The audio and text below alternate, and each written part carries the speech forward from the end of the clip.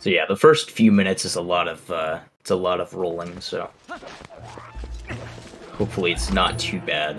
You can lose actually a lot of time by just, you know, not rolling very efficiently.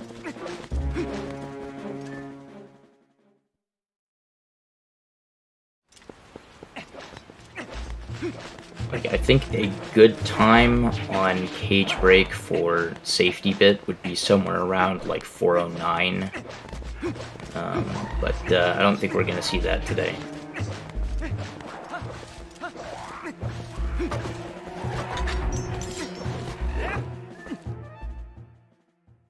You know, I can't actually.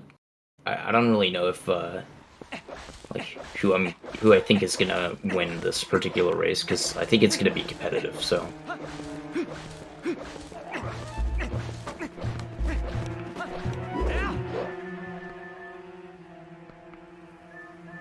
Also pretty sure both of these runners have been improving a lot recently.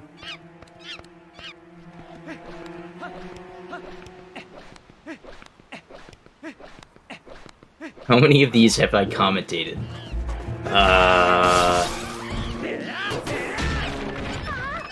So 2 seeding races, and I think like 3 races. So I guess 5. I think that's right. So this would be the 6th.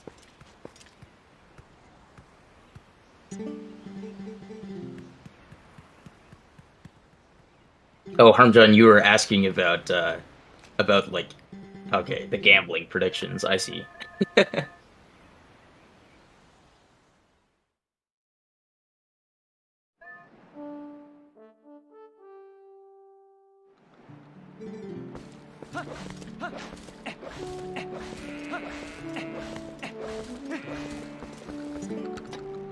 Hey. Alright, so Kitcot is doing the hard version of goats here. Oh, quote-unquote hard. Unfortunately, he messed up one of the goats, so he's not gonna get a very efficient one here. But he covered it decently. That's not the direction he should have gone, though. He should have turned left and gotten the left group first, so now he's got a ton of left Howard, which is really bad. So, yeah. If they go to the right of the barn, it's usually not bad, because you can just turn them around really quickly, but there's no good spot to get them in a corner on the left side. Oh, that was lucky. He almost had... So you saw that one of the goats got enraged there, but it actually didn't come back to attack him. Yeah, meanwhile, Keaton is doing the easier version of goats, where you go left first. Well, it should be easier in theory. Oh, it looks like we do have predictions. Oh, we're just doing one prediction, just on who's gonna win? Okay. I see. So nobody got a particularly great goats. I didn't actually see what type of goats time Kitcot got in the end, but it wasn't great. And then Keaton got like a 40 seconds.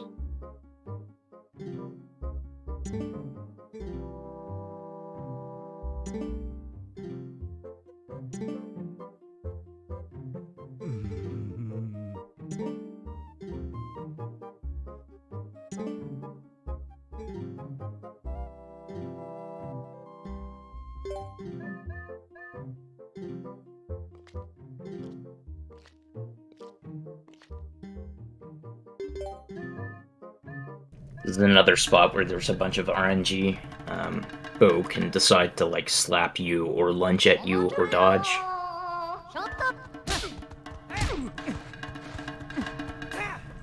Kitcot got really good RNG there on the first phase. Like it's about a 50% chance that he'll either dodge or stay still, allowing you to get the 1 cycle. That's really lucky. On the second phase, there's only a 25% chance he dodges, so... And that's what you need to get for the optimal bow for the second phase.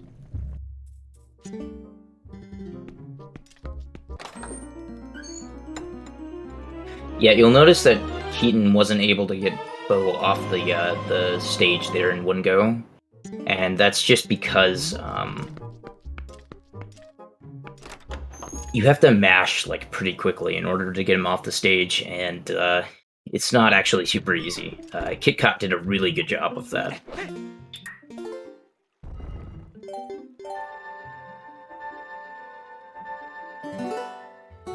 So yeah, Keaton is getting predicted here, unfortunately.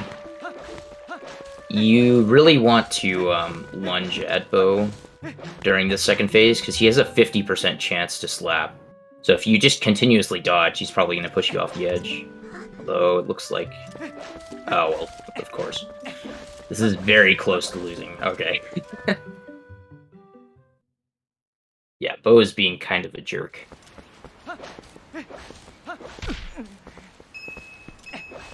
Kitcot getting free rupees there and deciding not to get any of them. Sad.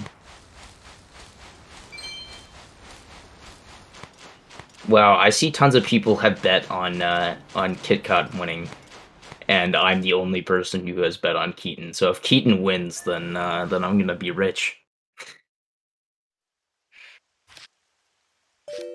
Oh my gosh, what is this bow? Good lord. See, the problem with bow is you have to mash really quickly, and once you've done this for like 5 minutes, your arm is basically dead. So you can't actually even mash, which makes it even worse. Oh no, he was right at the end. Okay, yes. Finally. Oh my lord. That was extremely painful. Both to watch, and I'm sure for Keaton, because trying to mash that long is, it actually does hurt.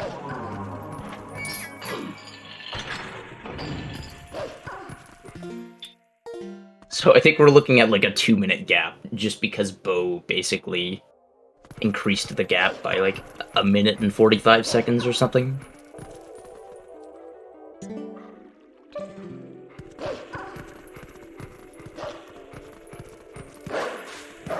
But I mean, if Kitcot misses Sword and Shield Skip once, then Keaton will catch up. So there's like tons of ways where things can go wrong in this run.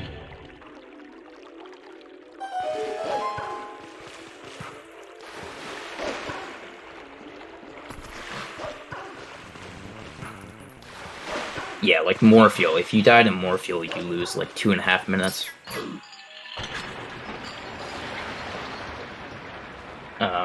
Let's see what else. So Sword and Shield Skip is like 1 minute 15. I think EMS is like 20 seconds, depending on how you back it up. And there's also just more RNG involved with like what type of swing you get to.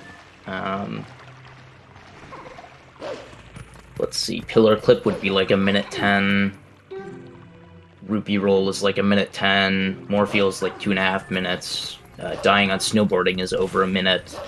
Although, well, I don't think anybody's gonna die on Snowboarding, but it's possible.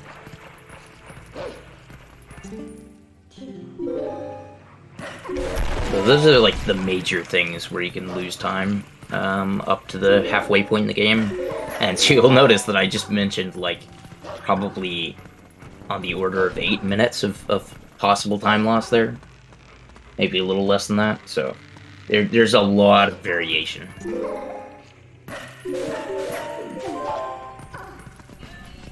Yeah, late game tends to be more consistent. Usually runners don't lose more than a few minutes in late game, but I mean, at the level that these runners are at, they might actually. Like, you could see some struggles on Poa and Skip for a couple minutes or something like that.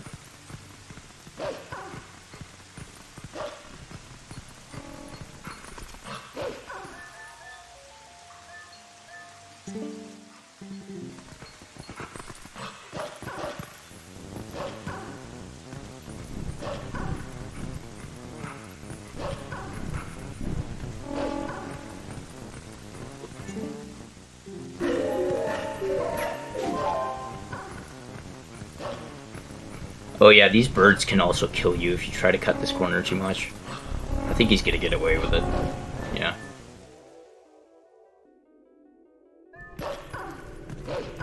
I have game over there a couple times.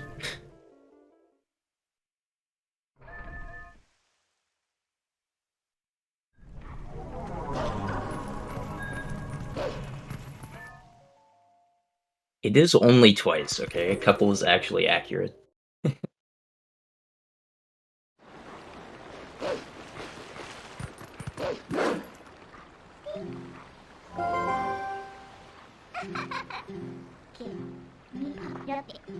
Okay, so we're gonna see where Hugo shows up for Kitcot here.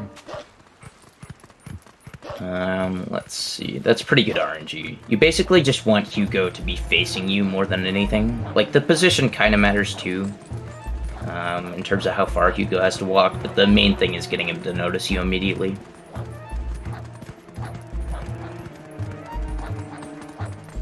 Jaznix, it feels really bad.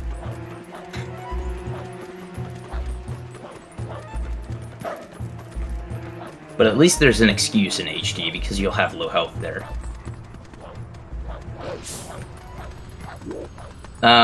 So Keaton was having problems with Bo for like 2 minutes, so that's basically the entire difference. There was a little bit of difference from the rocks at the beginning, but then Keaton pretty much caught up most of the way by getting a slightly better goats. Kitcot keeps positioning Hugo way too far back here, but at least he knows that it's too far back. I would have gone for that. Probably would have missed, but... being very, very patient. Several of these, I think, would have worked. You wanted to be standing between the black line and the white dot here. Okay, that should... oh, it did work, okay. It looked like there wasn't really much of an LJA there, but the angle and positioning was good enough to make it work.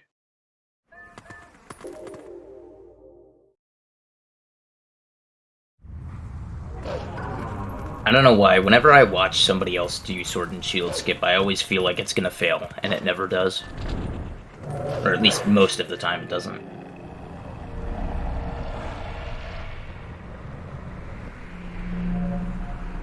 It's just because, like, people have different methods for how they do it, so, like, something that makes me feel like it's not gonna work is just because I don't do it that way, you know? But if you learn it, like, in a different way, then, like, the positioning is a little bit different, among other things.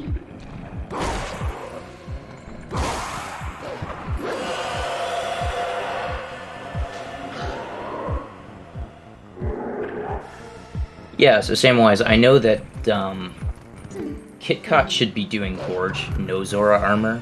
At least that's what he has for his PP, so I think that's what he's doing. I'm not sure about Keaton.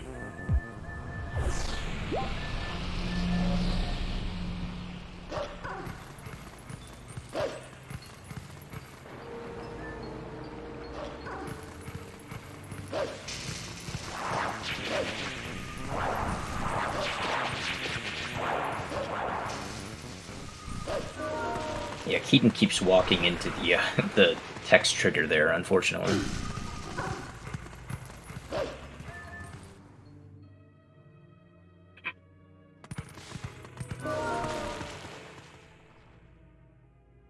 Struggling a little bit on the pushing here.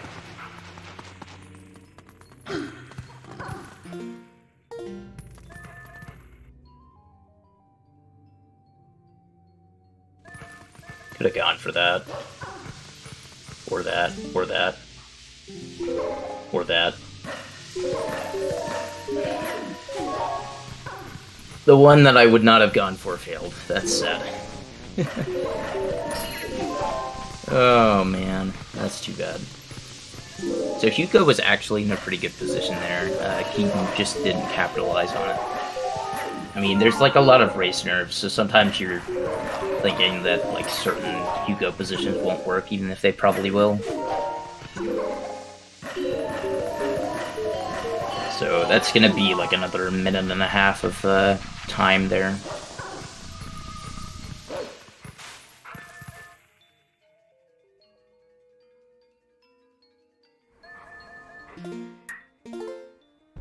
I would say a little bit less, but both of these runners are They take their sweet time on Hugo here.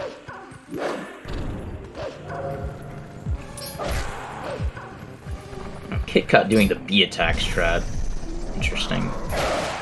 And he got the EMS first try, very nice.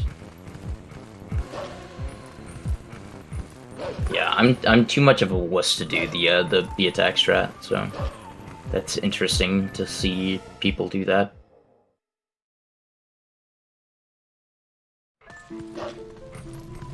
It makes it so that the Shadow Beast Jamal comes after you a little bit faster there. Oh no. So I think Hugo was too far forward there, among other things. The other thing being that Keaton actually waited to press A the second time a little bit too long. I think Keaton didn't get an LJA there, right?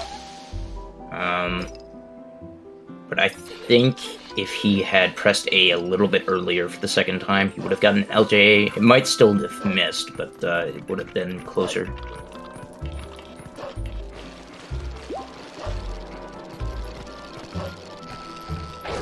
I mean, again, it's a difficult trick. It's not super shocking to see runners who have, like, above a 310 miss this fairly often.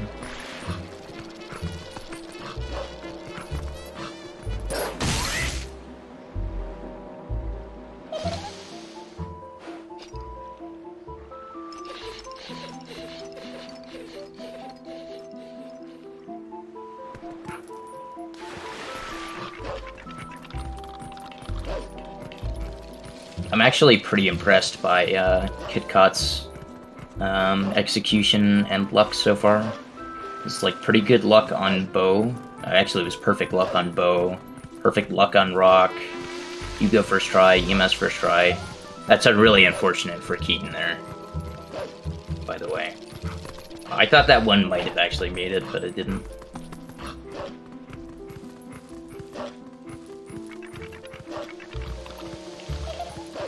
I mean, the only, like, actual bad things in Kitcot's run so far are the, he waited, like, super long on Hugo, and also the goats were really bad. So, otherwise this is pretty solid. I imagine he's gonna get, like, a 22-something Master Sword time. Well, I might be wrong about that.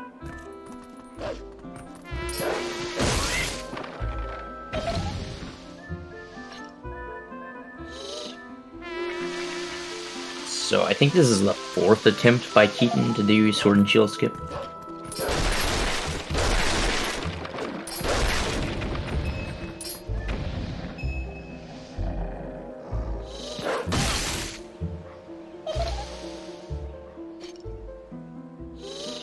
Yeah, it's worth noting that this race was, like, actually done a while ago as well. Like, there was basically last time Keaton, his disk drive broke, I think. So you had to get a new Wii, over the past, like...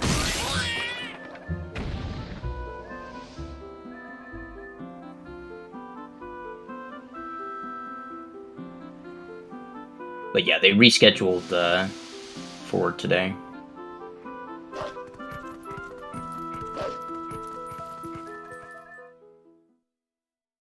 Let's see if Keaton can get it this time.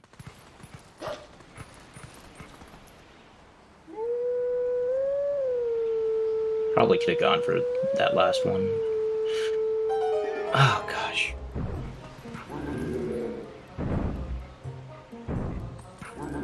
Yeah, I mean, that's unfortunate. I mean, it looks like some of these could work, and maybe this is just how he practiced it, but I don't know. I usually do this differently, so I'm looking at all of these ones that he's going for, and I'm just like, I would not go for that, and then they aren't working. Yeah, meanwhile, it looks like I'm probably right that Kitcot is going to get a 22-something Master Sword.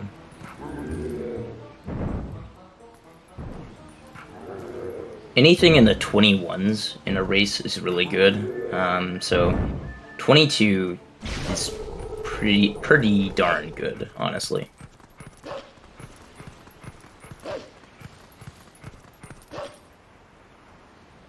Yeah, so this is getting into territory where it's going to be kind of difficult for Keaton to try to claw back the lead here.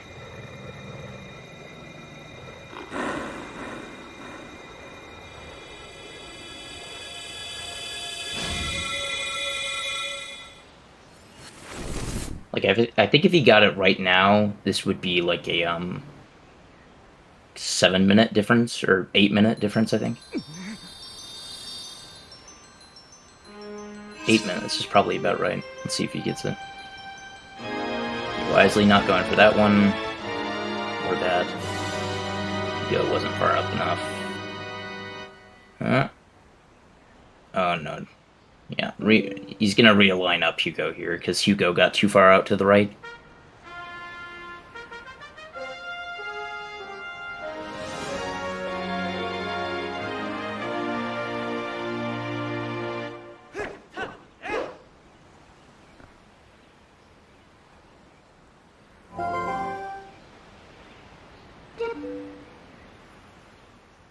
Hey, there we go. Alright, that was a pretty good one. Alright, so that's like around 8-ish minutes, maybe a little bit more.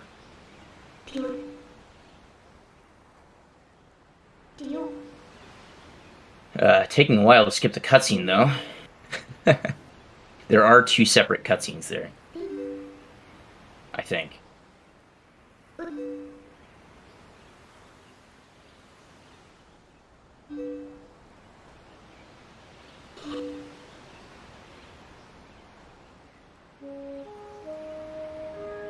Yeah, I guess neither of these runners got early boss flags, as in early boss flags during first back in time. So both of them are probably going to be going for the Forest Temple back in time strat.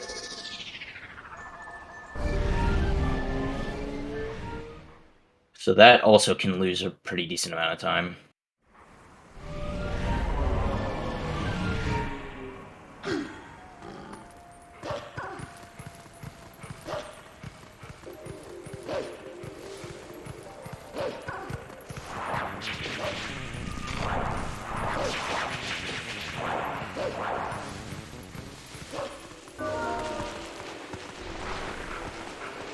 Yeah, so Kitcot is going back to the Forest Temple here.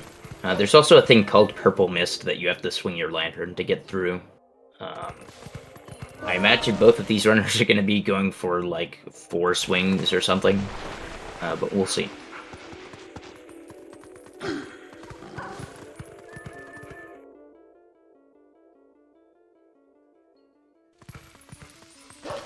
Oh, so yeah, so Keaton is definitely not doing bite route, considering he's not getting the bugs, so we're seeing at least some variant of Gorge from Keaton. I imagine that this is gonna be Gorge Nosier for both runners. Yeah, so Kitcot is probably gonna avoid all the way back to the bridge here. Yeah. I don't know why he transformed back into Wolf, just to untransform 2 seconds later, but alright.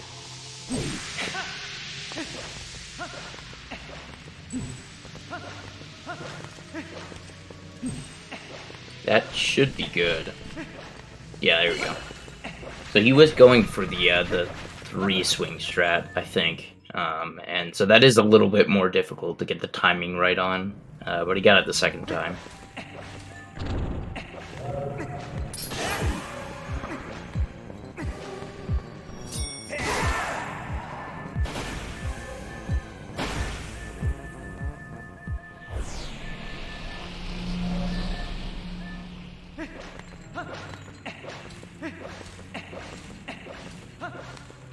Okay, so Keaton's about to go for EMS here. So a reminder that Kitcot got it first try.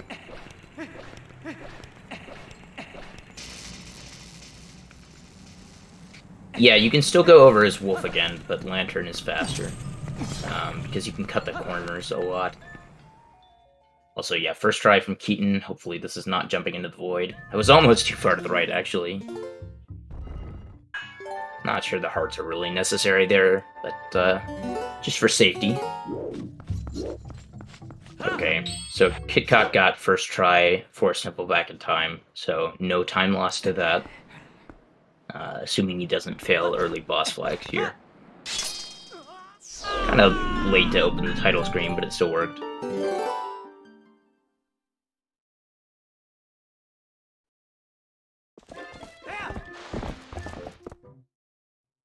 Okay. That looked strange, but he got it to work, so he should have boss flags.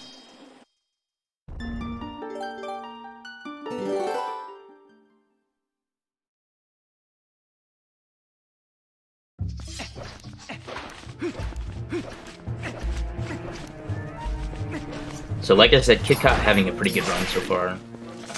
I mean, like, well, first of all, he's like a minute and a half ahead of this PB, which is pretty good.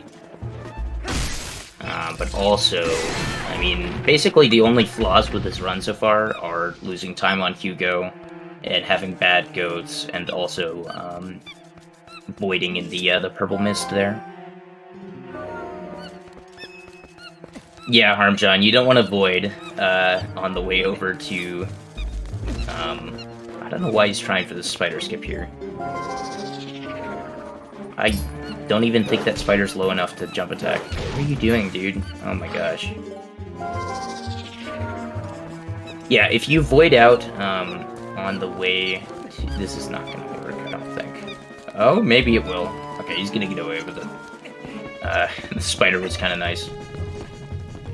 Yeah, most people get the seed to kill the spider unless it looks like it's definitely gonna work. Right, I think I've interrupted myself like 5 times. You don't wanna void in the room after this because you lose all of your boss flags. So, and we want at least one later for lake bed. So while it won't get rid of the monkey bridge, if you void out here, you would have to get boss flags again later.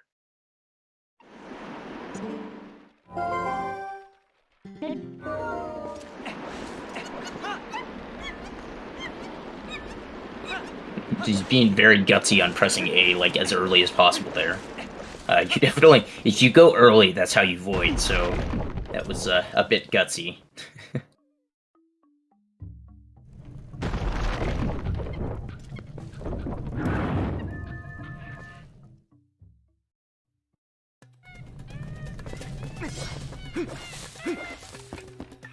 Alright, I think this is gonna be like a 31, fairly low 31 for Keaton for Master Sword.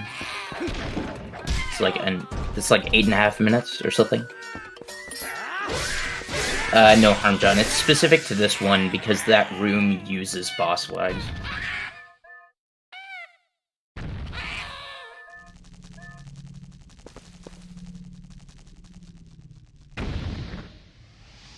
Like, if you void during the Kargrok flight or something like that, you wouldn't lose boss flags.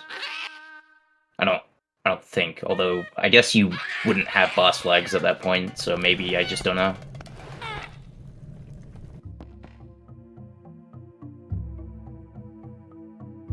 I mean, I guess you're also voiding... no, never mind. Ignore me.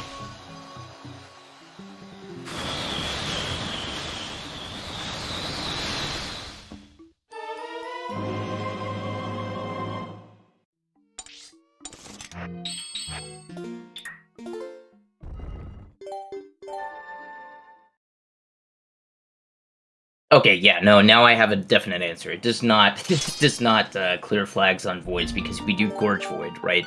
And that is a void, which means that it doesn't clear them because you have them later. So, there you go. I had to think about that for a second because that was an interesting question. But yeah, definitely it's that specific void, which is what I thought. Also, I was wrong. Apparently, this is a 32, low 32 for Keaton.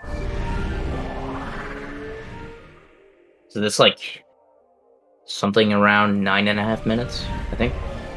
I'm pretty sure Kitcot got a mid 22.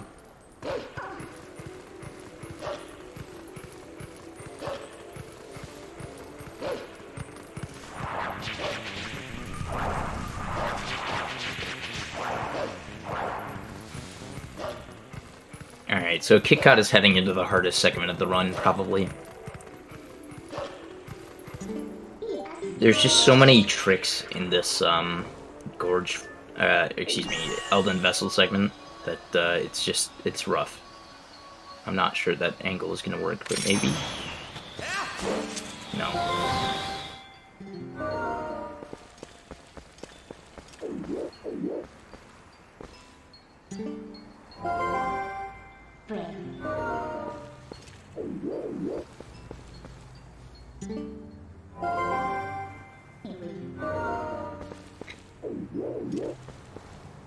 Yeah, that was indeed Vanilla Boomerang. Also, Kitcot is standing way too far to the left on multiple occasions, but apparently that worked, so whatever. That is not generally how I set up that setup list. Yes, how I set up the setup list for an escape. Very nice.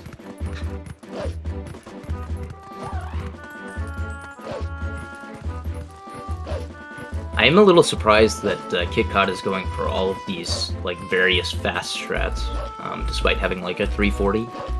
It's kind of, I don't know.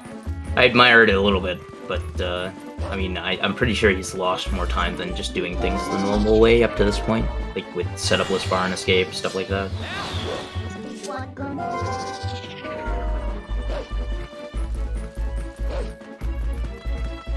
Like, he was also going for 3-swing missed, which is pretty crazy. What?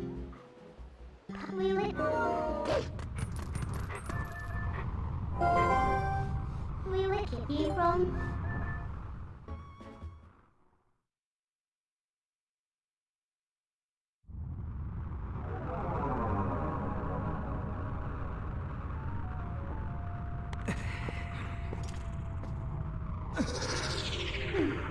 What is Keaton doing? How is Keaton back at the entrance to this room? I'm confused. Did I miss something?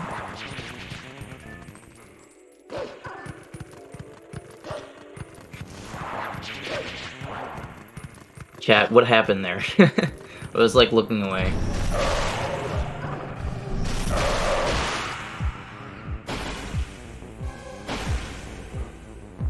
I don't know, man. I was watching Kitcot, who's about to go for Gorge Void here.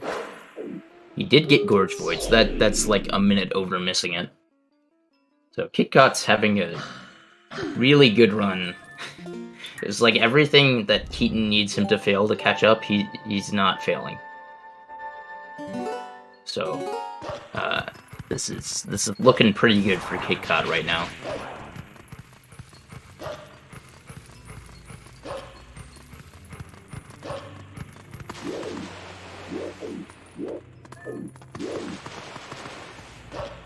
It's an interesting dig angle there. Usually you don't want to put the rupee that close to the tree, because you don't want to accidentally target the tree, but we'll see if this works. Okay, he's definitely doing it differently from how I would. This, like, spot he's standing in is a little different, and the camera angle's different. Oh! He got the hard part of the trick. He failed the easy part. That's too bad. So, there goes a minute, by the way. I suppose he could have tried for the backup rupee and hoped that it was a blue, but there's no guarantee that it is, and the setup for it is like kind of hard, so I don't blame him for just save warping. Also, I can't tell. I think Keaton's having some issues with these shadow beasts.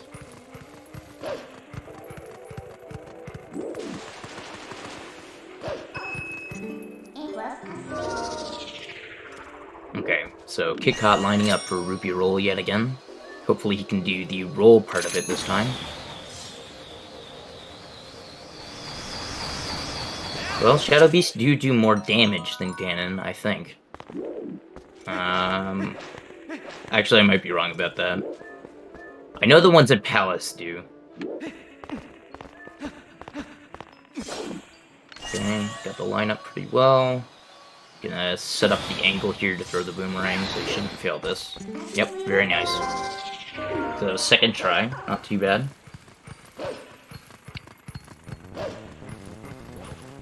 I think Keaton's was trying for a setup there, maybe. This should be good. That's... okay. So that was late frame, I think, on the Either that or 2 frames late on the pulling up the save screen. So looks like he's trying for the console reset, and it did work. Okay, so it must have just been 1 frame late. I know that works with the physical reset button if you're a frame late. Unfortunately for me, my console reset button is broken, so I couldn't do that. Oh well.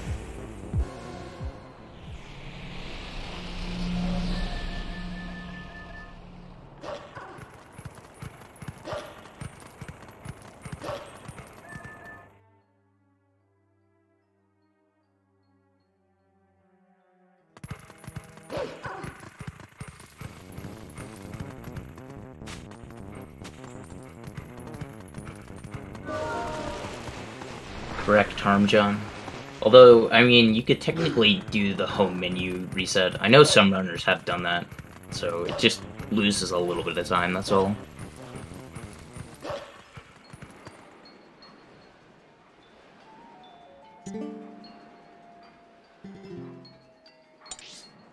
Okay, so Keaton's is not going to try to skip the spider, so he'll save a little bit of time here.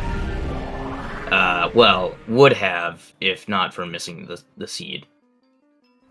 Okay, he should wait, like, right now. Okay, there we go. Alright, so that was a nice spider there.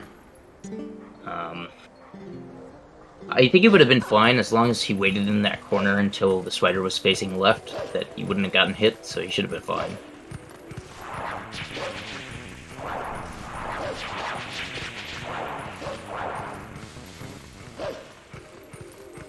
Yeah, also I noticed that Kitcot killed the spider that Keaton just avoided. You do not have to kill that spider, so I'm not sure why you did that. I guess it's a little bit easier. Wow, I'm surprised that worked for far and escape there for Kitcot. I keep thinking that you'd need to be further right than that, but I guess I'm just wrong.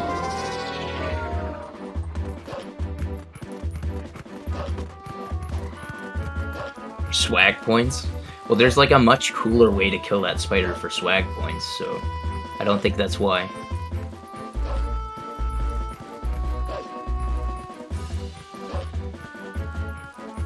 Keaton taking a second to skip the cutscene there. I don't know why Keaton's has been pretty slow on skipping some of these cutscenes for some reason.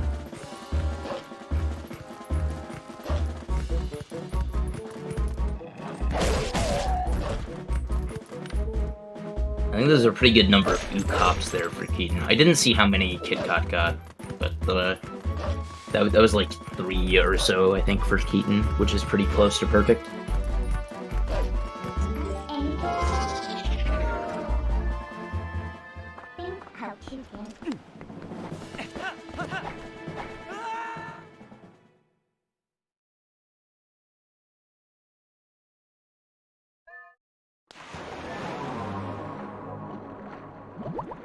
Okay, so Kitcot's gonna go for Pillar Clip here. This is another one of these spots that can lose a bunch of time. I mean, basically the only major thing that Kitcot has messed up, though, has been failing Rupee Roll once, so I don't know, he's been doing pretty well at all these major tricks. I'm kind of impressed.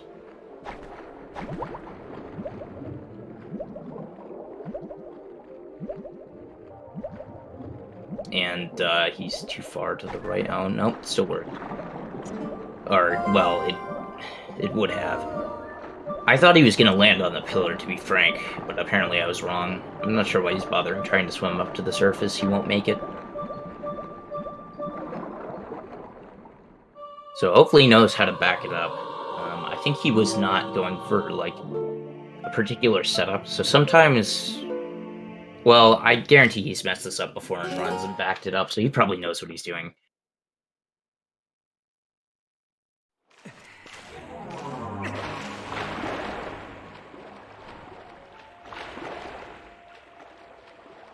Yeah, that looks to be pretty good there for a backup.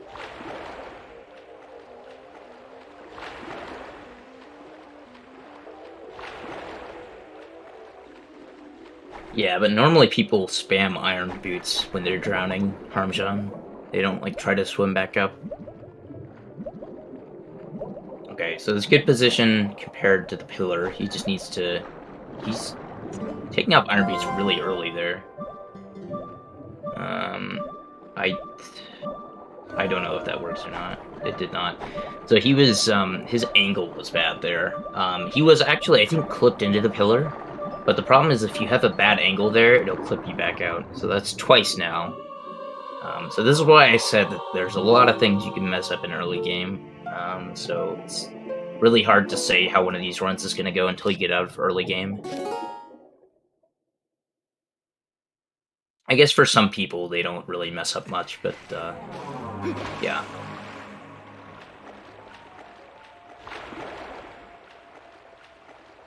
Yes, Kitcot named his file UK Land.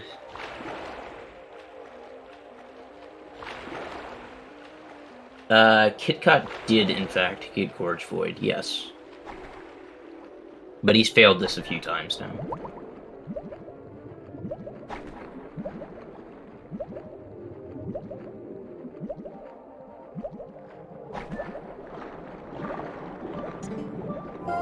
Okay. Alright, so I think this will work, he just needs to be extremely patient. So he is definitely in the pillar, and I think this angle is not so far left that it'll clip him out. So he just needs to hold forward here before putting on iron boots. There we go. Okay, yeah. Yeah, as long as you hold forward for like half a second before putting on iron boots, it will not like try to land you on the pillar. So that was gonna be fine. And he had plenty of air, so... Good job, Kitcot. That worked out nicely. Okay, so what was that, third try? Something like that? That's like a little under 3 minutes lost, basically. Still has a pretty sizable lead. Like, probably over 5 minutes still. Keaton's is gonna go for Gorge Void here, I'm assuming. Oh yeah, he definitely is, because he's not doing Bite Route.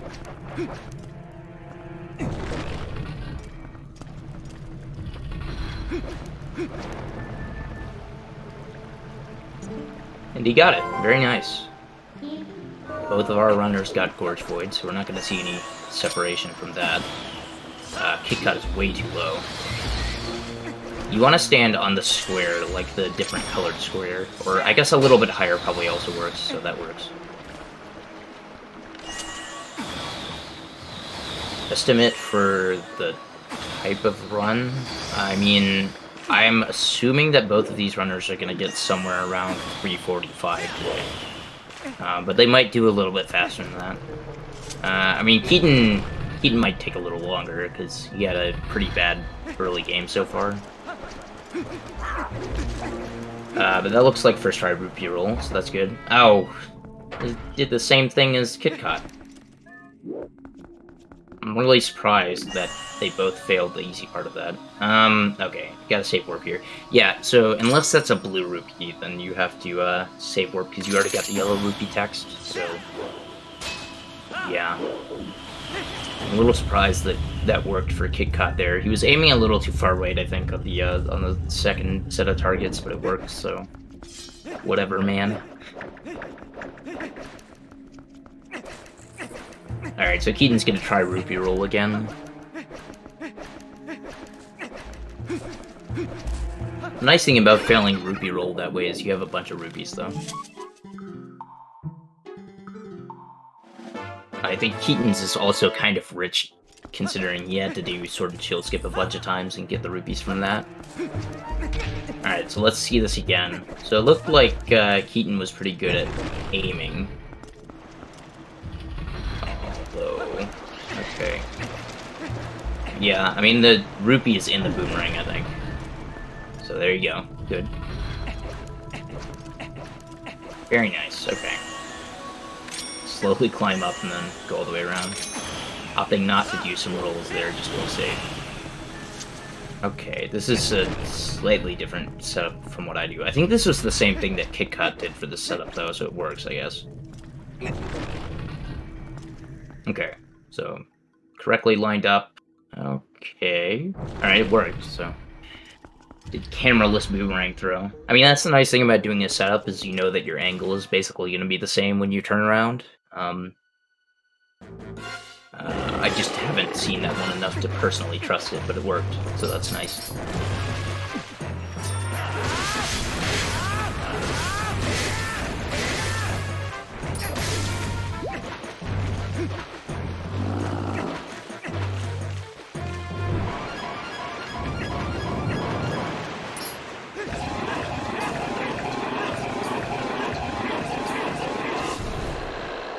That was interesting by Kitcot there. He wasn't actually doing sets of 2 slashes, he was just doing individual slashes like 10 times.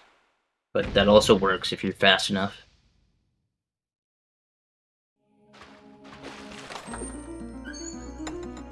So, good Toad there.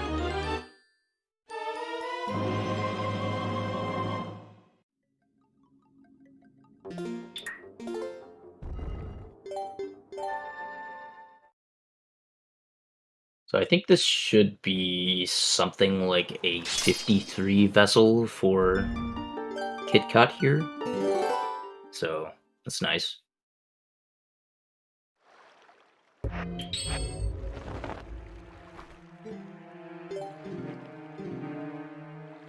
think that's only slightly worse than what I had on Friday. I'm like trying to remember what I had. I think I had like a 52. I ended up getting a 306 with that. So, I mean, it's definitely not bad to get a 53. I'm pretty sure that'll be like a minute ahead of his PB. Check this. Yeah, I got a mid-51 on Friday, so... Yeah, it's gonna be only a couple minutes worse than that, and that was able to be a 306, so... I don't expect Kitcot to sub 310, just for the record, but, it's technically possible, right? It's possible.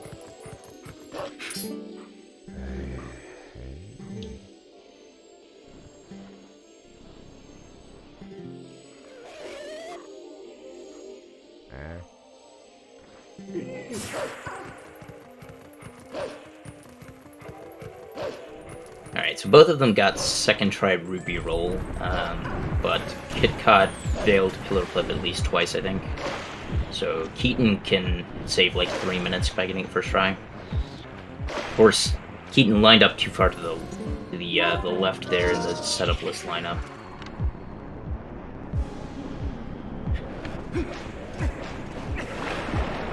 That is very strange. I guess there's like a way to make it work if you're pretty far left. I just don't do it that way. So maybe I should stop ragging on these guys.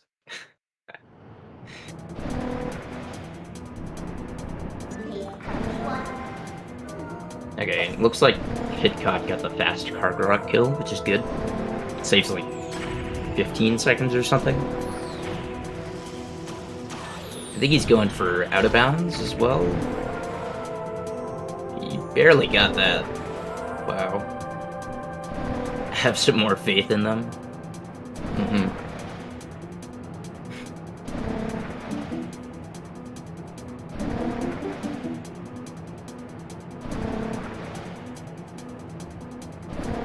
You'll have to forgive me if I don't have a ton of faith when people don't have sub 310. It's like, once you get to sub 310, I figure you know how to do everything really well, and you just haven't gotten a particularly fantastic run, or you have, like, bad movement, but, you know, if you have above a 330, you probably fail tricks fairly often, and failed them multiple times in your PB.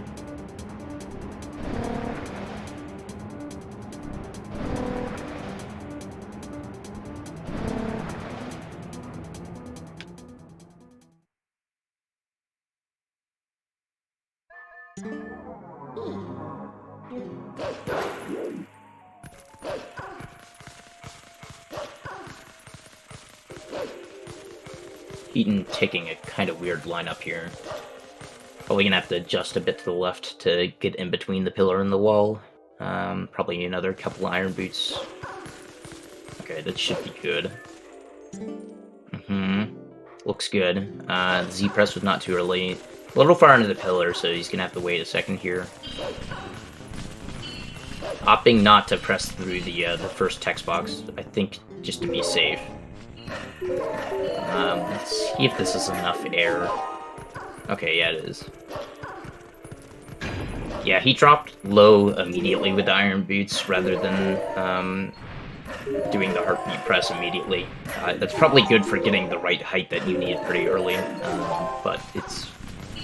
I imagine it's a little bit less efficient in getting, like, forward distance.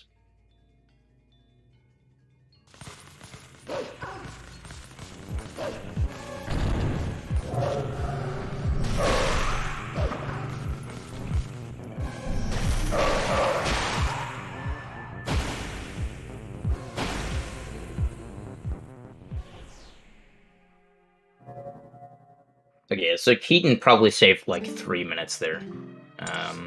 So that's gonna make this a bit closer.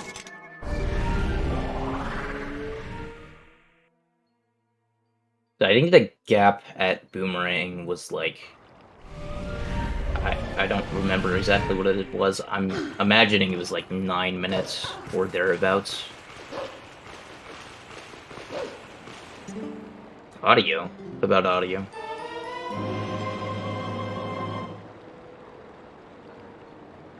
Am I going robo?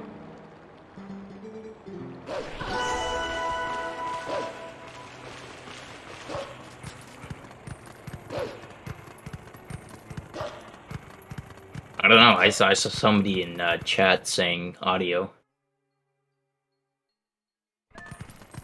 Okay. I mean, I quickly checked the stream audio for Kitcot and Keaton's, and it seemed fine. Oh, okay, it was the teleporting audio. Interesting.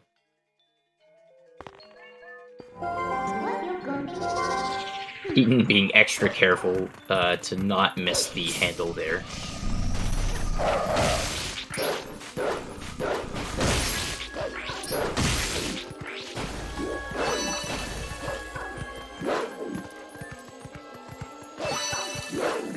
Yeah, so Kitcot's struggling a little bit with the tears there.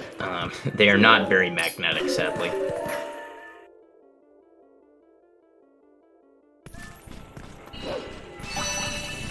Also, I didn't see exactly what time Kitcot got Vessel, but I'm pretty sure it was like a 53:40-ish. So we can use that to compare where Keaton and Kitcot are once Keaton gets the Vessel.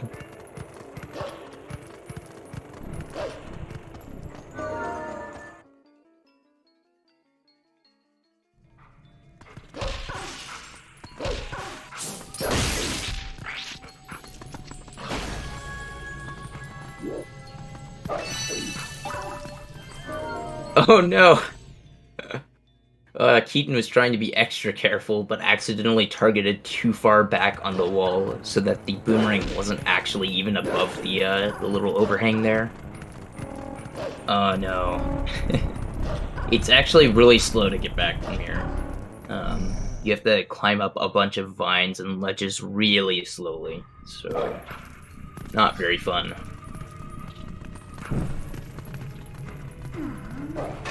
That's gonna lose like a minute, probably. Maybe more like 40 seconds, but it feels like an eternity. I don't know why Keaton's targeting this low, but it worked. Yeah, usually people target higher on the ceiling so that you can be sure that it's above the overhang there.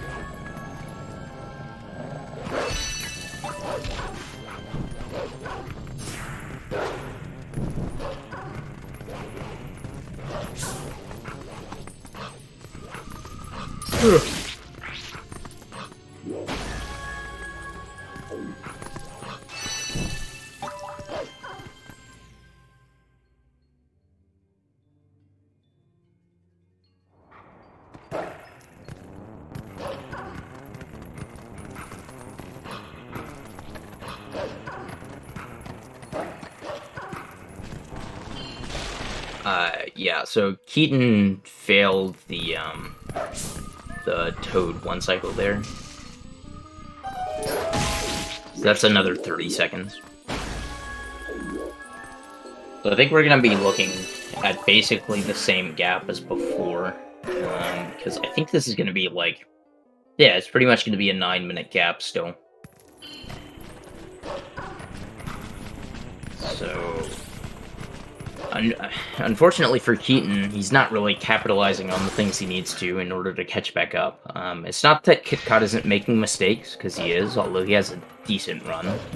But Keaton is just failing just as much, so that the gap isn't really shrinking at all.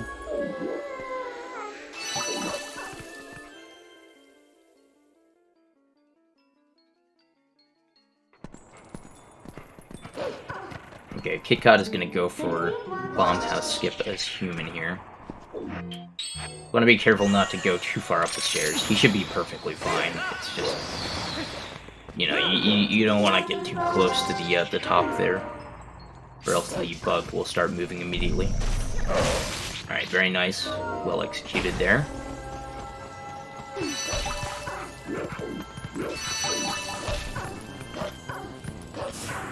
Yeah, like I said earlier, the tiers are kind of annoying to collect, and that is doubly true for the tiers in the bomb house there.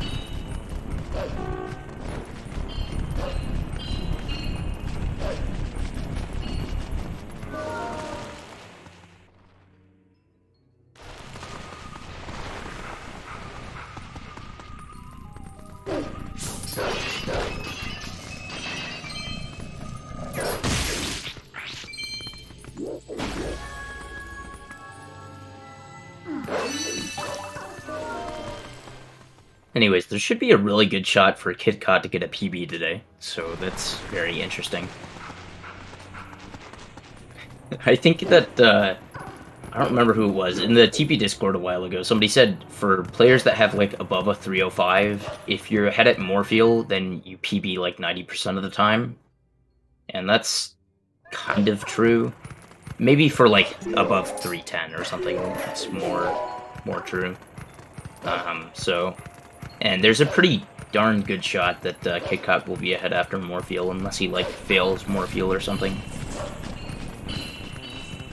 I think he's, like, a minute ahead of PB right now, and from what I can tell, his PB is not exactly fantastic. Like, he has a 15-minute linear Twilight split, when a good time there is, like, 12 minutes.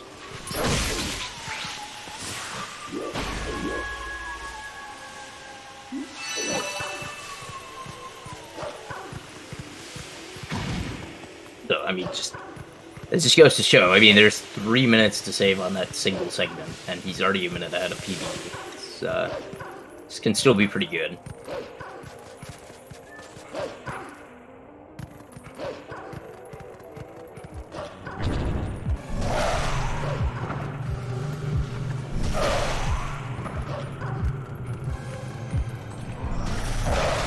Oh no. Yeah, so you want to be careful what the order is that you target the Shadow Beasts in. People who've played this game for a really long time are very intuitive at grasping which one they targeted first and then adjusting accordingly. Because you will attack the one that you targeted last first, and then you attack them in reverse order.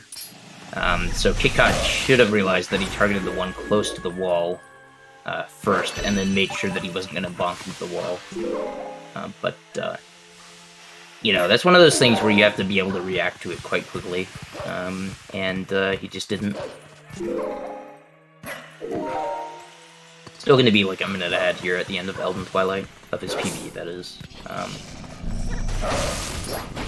think he's going to be like 9.5 minutes going into Elden Vessel compared to Keaton. And then this Elden Twilight was okay. It's like, what is that, 8 minutes?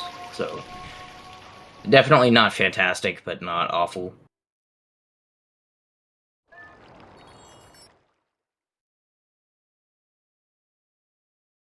So I suppose if Keaton had a good Elden Twilight, he could catch up a little bit, but nowhere near enough to, like, recover the lead or anything like that. That's gonna... Honestly, to recover the lead, if it's even possible at this point, I don't see it happening until, like, Keaton gets to City or something. Just because, I mean, that's a lot of time to catch up.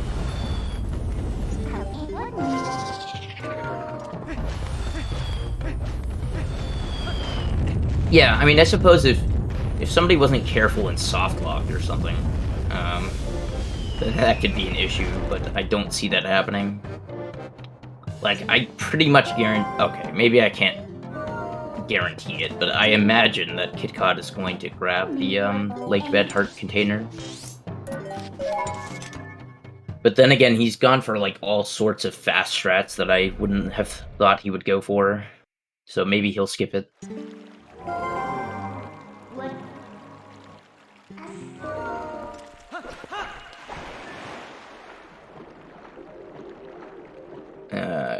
No, that's not how you want to line that up, Keaton. Oh, there we go, okay. Yeah, you definitely... Keaton was, like, making it more likely that he was gonna jump into the wall there for some reason, rather than getting closer to it.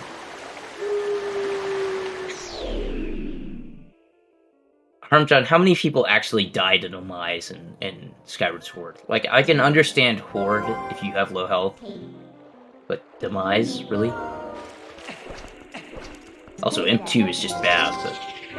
Oh, I feel bad now.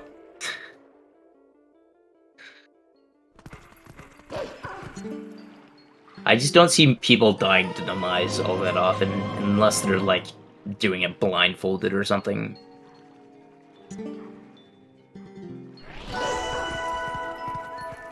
It's one of those fights where I think it's, like, it's basically easy once you know how to do it. But for casual players, it's awful. Like, I still can't do that without having multiple fairies, because I'm just that bad.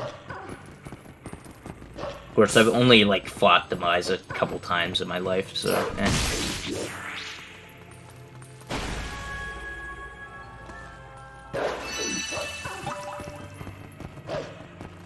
Well, if it was 2 AM, Harmjohn, I can forgive you.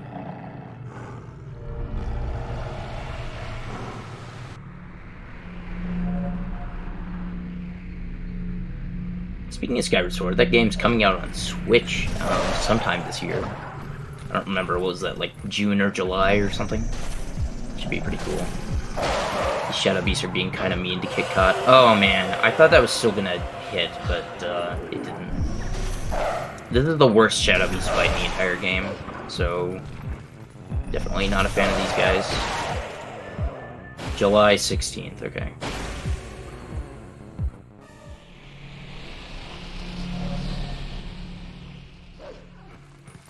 Don't remind Trez? Why not?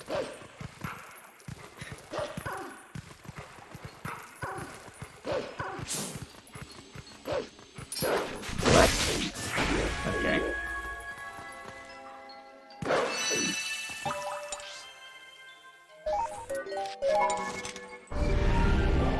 I mean, I'm not gonna lie, I would have liked to see TP on Switch, but I don't really care either way.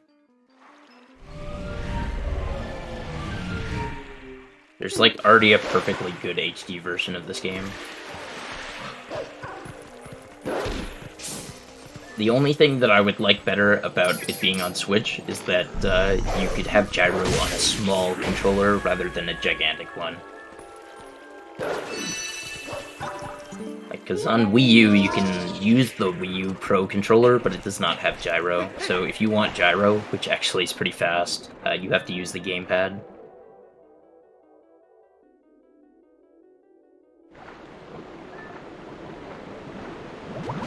Everybody out here making fun of the Wii U. Sad.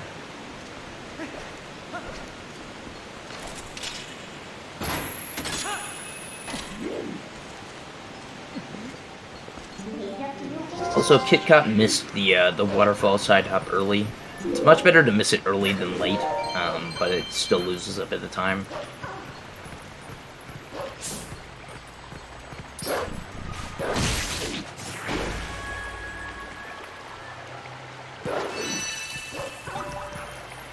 Yeah, I wouldn't be shocked if they did something like that with the Oracle games, because I don't think they've ever been remade.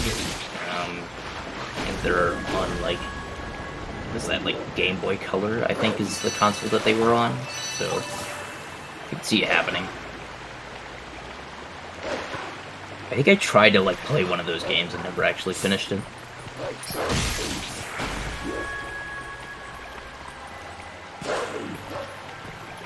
Oh, well, they might have gotten ported, but they haven't been, like, remade, you know.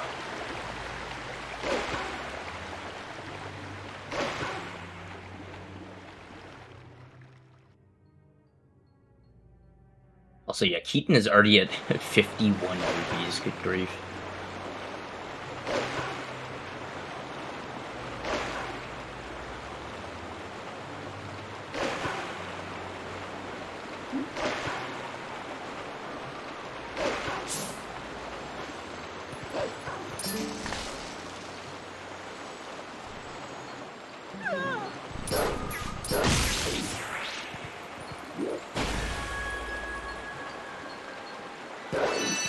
So yeah, I just looked at what time Keaton got for Elden Vessel, and he was like 10 minutes behind going into the segment, so he's actually still losing time.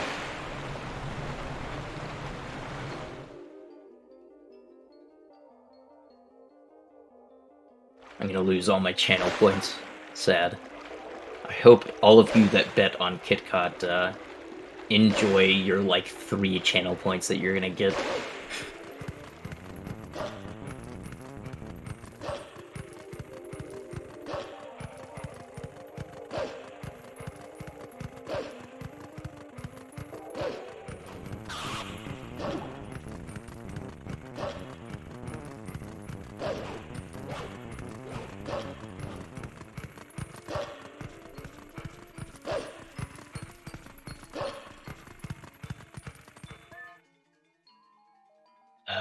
Yeah, so there's still a good amount of Twilight left. Unfortunately, I mean, you notice that I've just been talking to chat and not about the runs. It's like, there's just nothing really to talk about in these segments. It's just movement. And so basically my entire commentary would be, oh, well, that was suboptimal movement in that room, and that room was also suboptimal, and the room after that, guess what, suboptimal, you know, it's like, I don't really want to do that. So, yeah.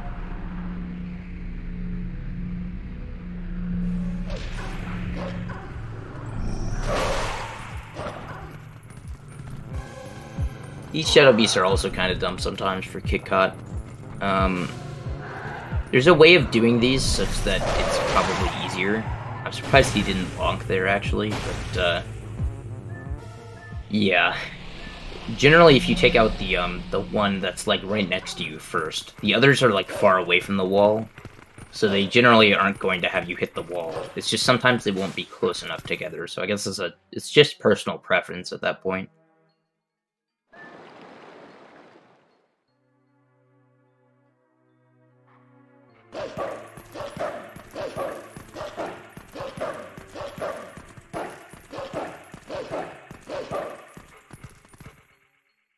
See if Kitcot gets the swag side hop here.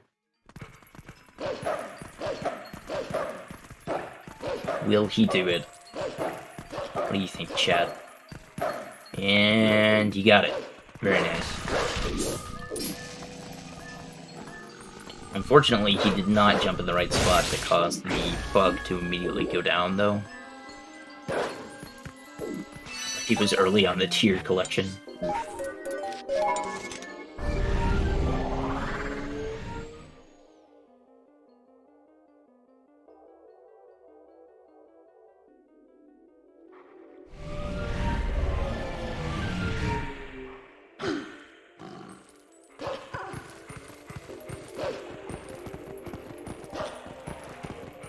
Ooh, Keaton going for the fast strat to collect that bug there. I appreciate that. I do that, and it can theoretically make it more likely for you to make this win cycle, which Keaton barely made. Although that was probably late cycle, given how Shadow Beasts were kind of dumb. Oh no. Oh my gosh. Yeah, don't bonk on that ledge. You have to, like, actually dash a little bit to the left to avoid the collision there. That bug is being dumb as normal. This tier is also kind of difficult to collect. Now, most of the time we, like, target, so that we can just jump directly at the tiers.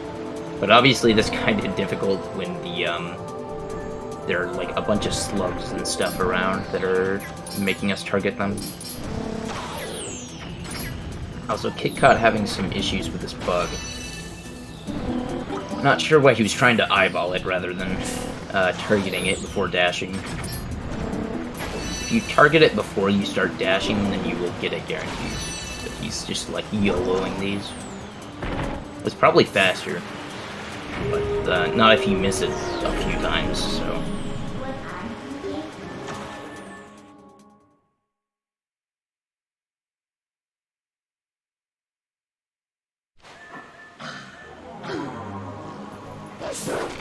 Yes, the giant meteor that, you know, is positioned directly above wherever Link is standing, and then ends up somehow moving to the middle of this room, no matter where it was falling.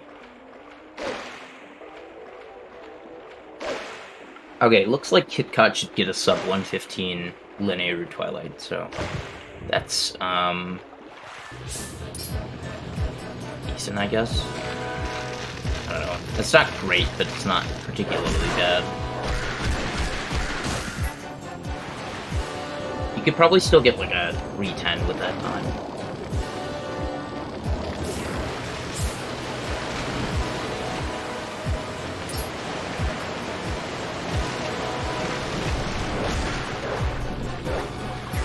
Yeah, unfortunately, you jumped too early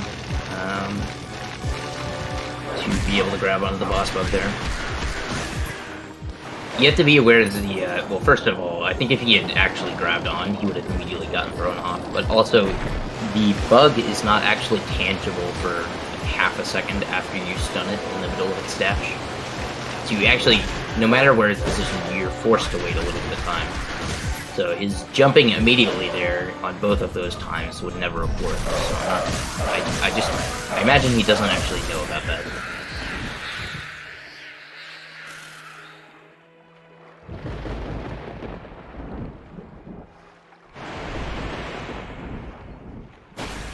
Also, he didn't get the bonk on the mid charge, which unfortunately loses like a few seconds. But yeah, sub 115, so there you go. Looks like he's nearly 3 minutes out of PB, so... yeah, he's definitely on PB pace. Like I said, he had a lot of time to be able to save on that linear Twilight. I wasn't sure that he was going to save it, but he saved most of the time I was talking about, so... it's pretty good.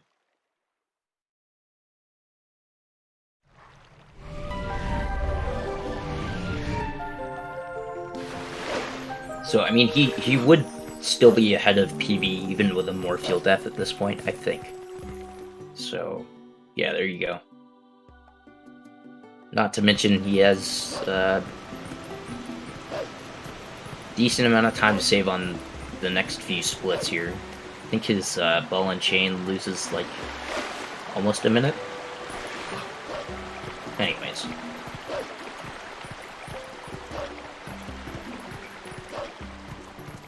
I think it's worth pointing out, I'm pretty sure Kitcot has also been doing a Skyward Sword randomizer tournament in the middle of this, so I'm pretty impressed that he's like juggling that and trying to get better at TP at the same time.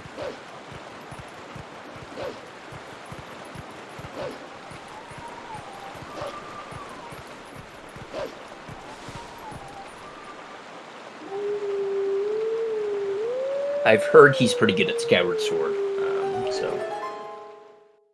yeah.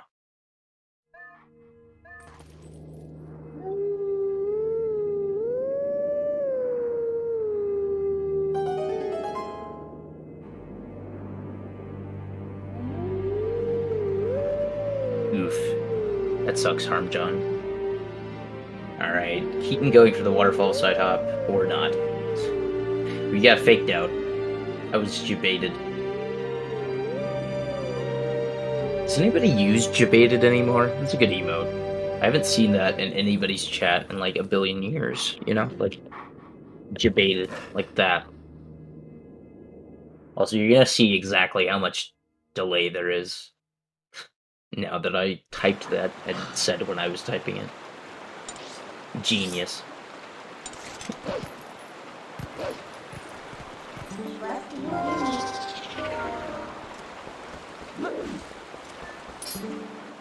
Yeah, I guess Keaton caught up a little bit by not going for the side hop and going a little low.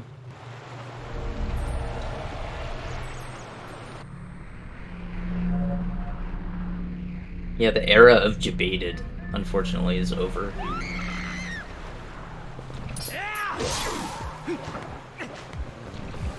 Kappa outdated, PogChamp overrated, long we have waited, now we debated.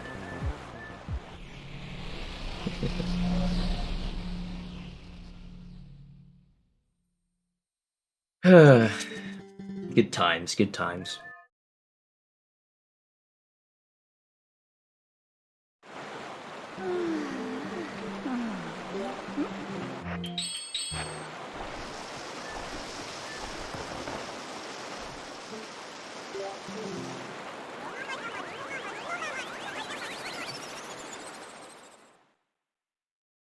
Honestly, I think debated just got replaced by lull, if we're being honest here.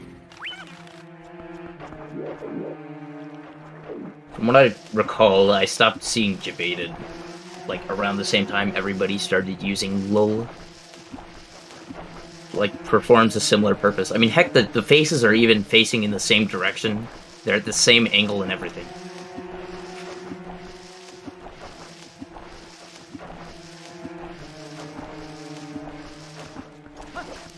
Yeah, I guess there's Kek W as well. There you go.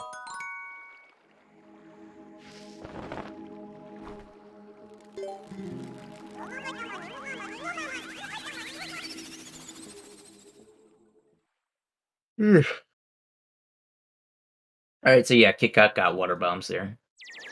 I wasn't paying attention, so I gotta check to make sure he didn't pull a Marco. Okay, we're good. We're good. He actually got water bombs.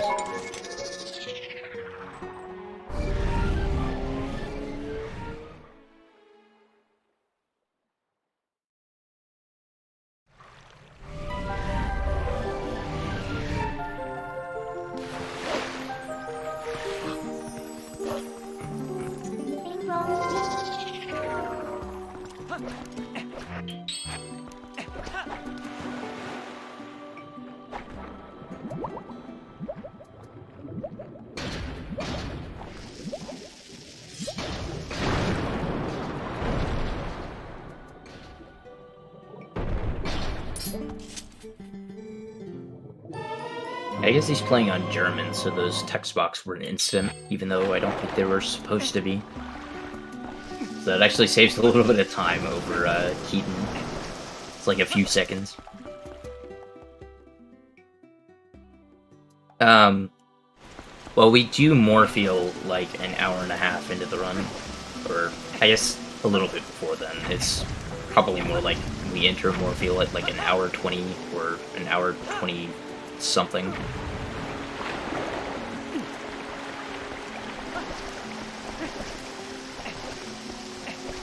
Depends on how good you are, obviously. But we also get the ball and chain and do like a good amount of extra stuff before doing Morpheal. Like, you could technically do Morpheal earlier, it's just convenient to do the ball and chain sort of arc here.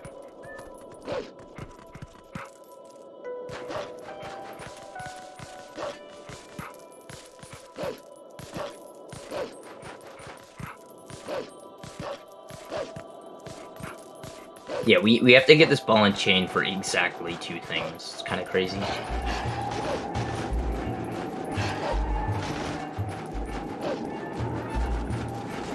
We literally just throw the ball and chain twice.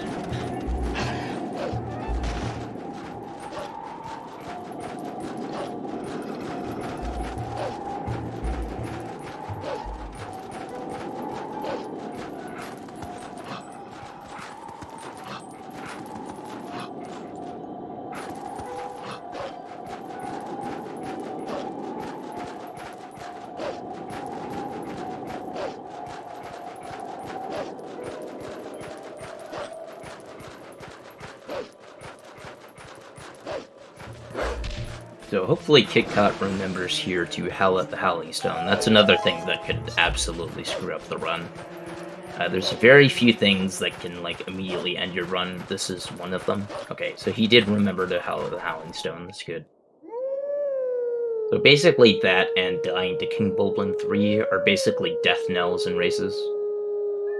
There's a couple other things that probably immediately end your race, but I wouldn't I don't think it would be enough in, like, this particular race. Like, if Kitcot got Cool Game, he would still be ahead.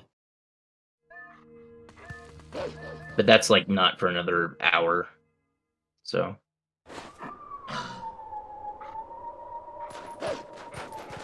Oh, she just, like, went directly through the bug and missed. Oh, no. Alright. There we go. What do you want?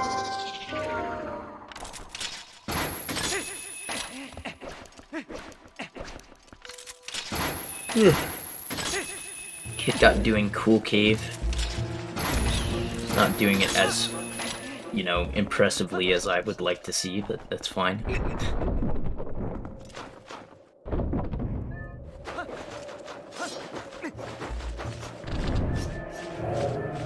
Also, he's not actually even doing blind snowboarding. Interesting.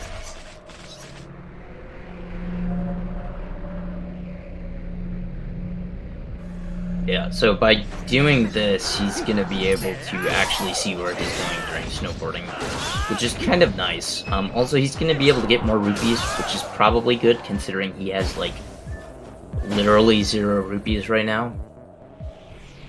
Yes, I am intentionally misusing literally for effect. Sue me.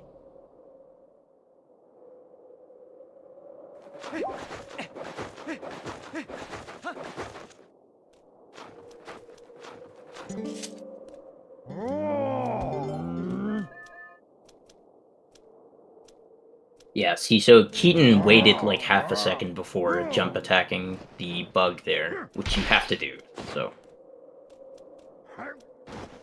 Oh, does Keaton have 69 rupees? Yeah, he does. Very nice. Unfortunately, that bug manipulation was not very nice.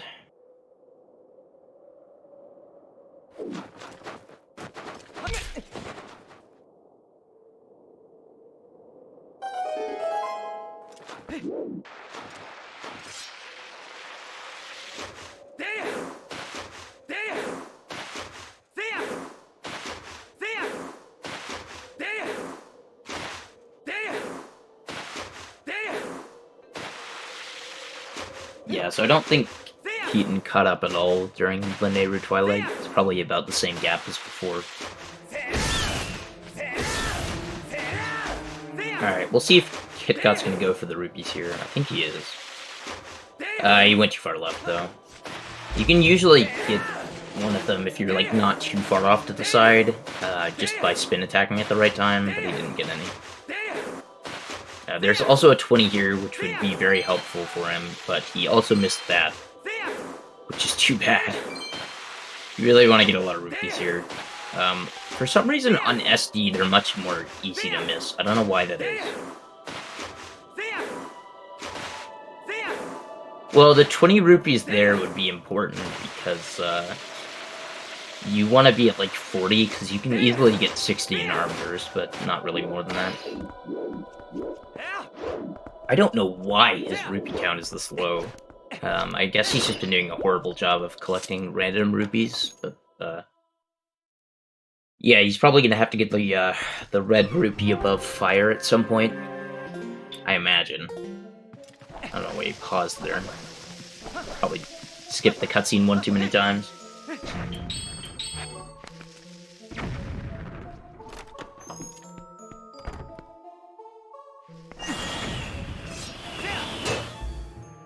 Yeah, don't step forward there before throwing the boomerang. The LJA works perfectly fine if you throw it immediately from your starting point. He's gonna hit the chest again. Wow, I'm shocked that that didn't fail. Alright, there we go.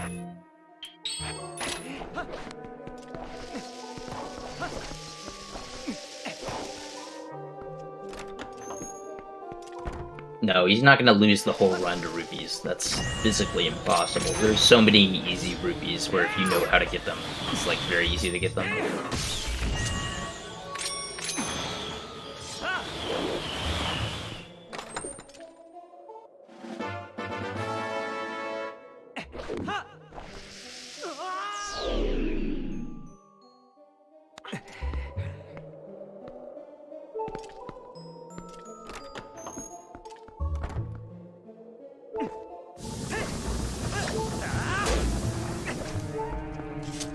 Good movement by Kitcot there.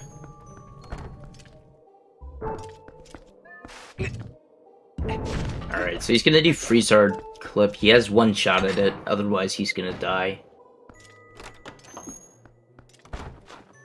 It's usually not too bad, but this can be a bit annoying sometimes, this trick.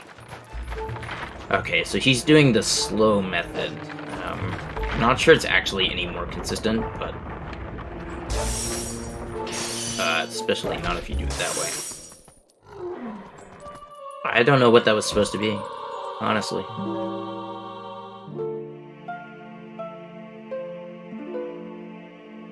Yeah. I've never seen, like, that specific method done in that specific way. Like, I know there's a method where you, wait behind this wall, but, I didn't think that's how you did that part of that. This is gonna work. Okay, there we go.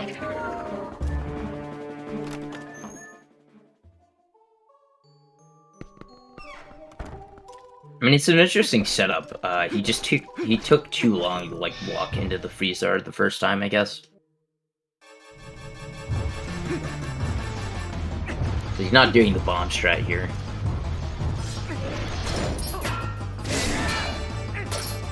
He's probably gonna get a second cycle. Yep.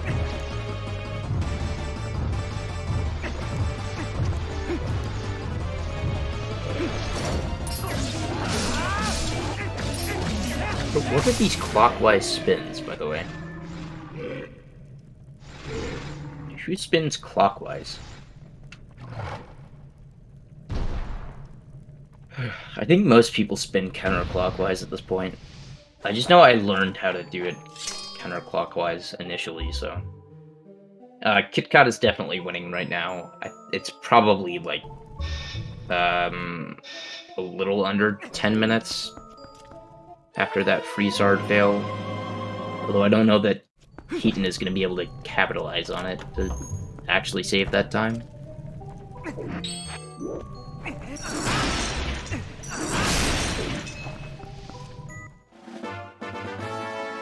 Yes, Lamb in chat is winning right now.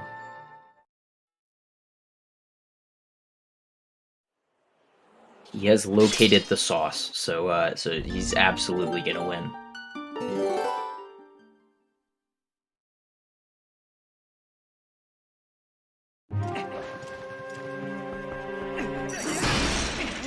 Yeah, we just can't actually put Lamb on stream because, you know, he's playing so well that it's too powerful for mortal eyes. So if you watched it, your eyes would literally burn out of your head. And then you would be blind, and you don't want that. So that's why we're not showing Lamb. I mean, he's obviously on world record pace right now.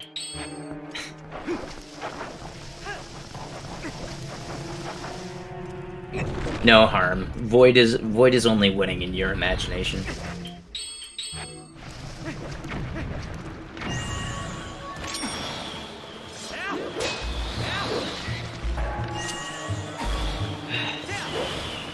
Okay, so Kitcot is gonna grab some more water bombs here.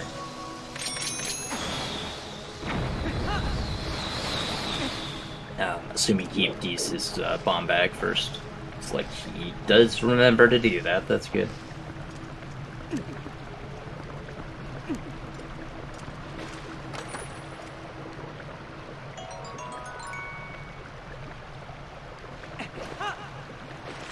Meanwhile, Keaton is heading up Snow Peak.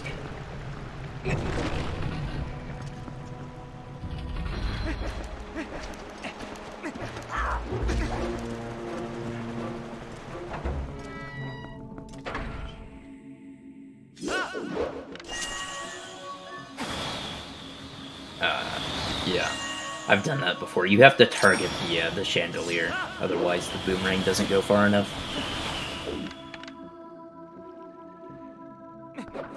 Alright, this looks like it's gonna be good.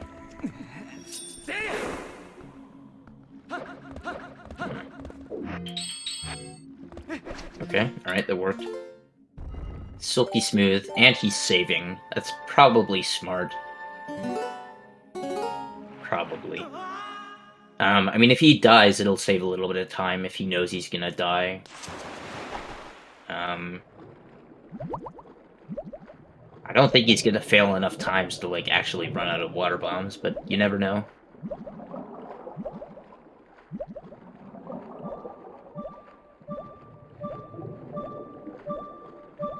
So, this is that thing that we were talking about, where if you die to more fuel, you lose, like, 2.5 minutes. Oh. Okay. That's, huh? I actually didn't see what happened there. Did he, like, not actually have his iron boots on when falling into the hole?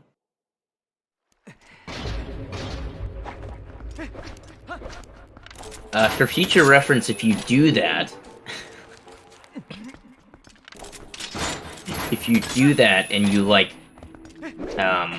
fall slightly into the water without having your iron boots on, at the beginning of that loading zone, then what you want to do... What is he doing?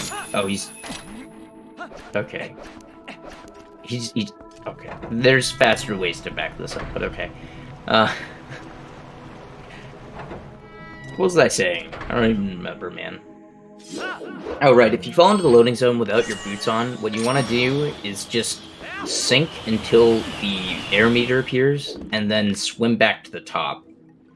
And if you do that, then you'll have enough air, because the air meter won't show up for a second unless it's already been up. Like, it's kind of weird. The game has a timer that counts down whenever you're underwater, until the air meter can show up, but it doesn't actually reset unless you have the air meter come up.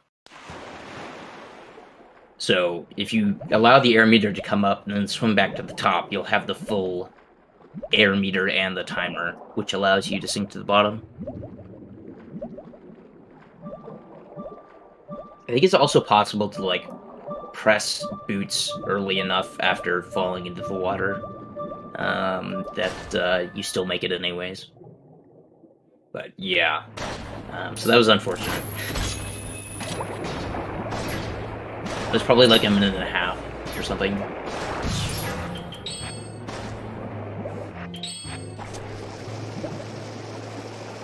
Okay, so you got the bomb pulled there, and that's nice.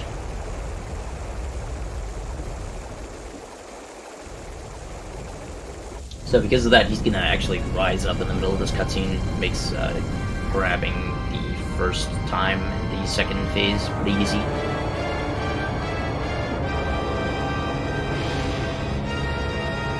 You just have to be careful not to let the bomb explode before you let go of it.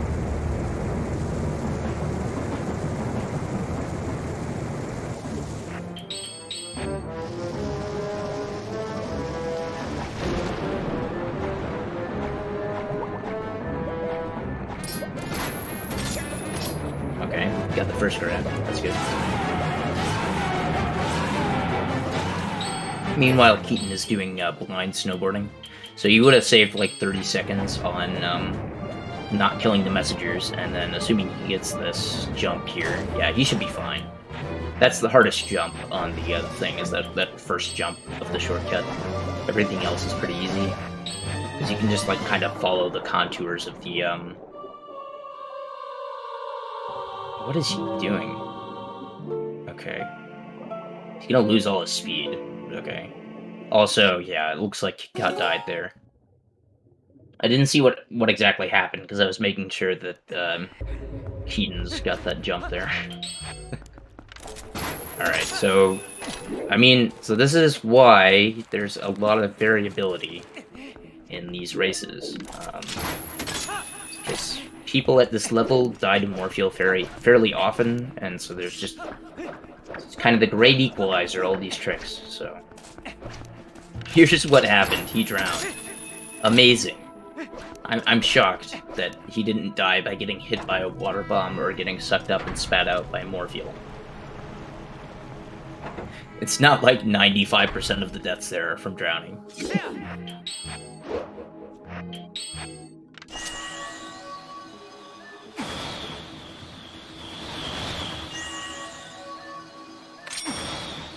Yeah, well, Kitcot, it sounds like you just need to practice Morpheal then. Because you can get Morpheal to be extremely consistent.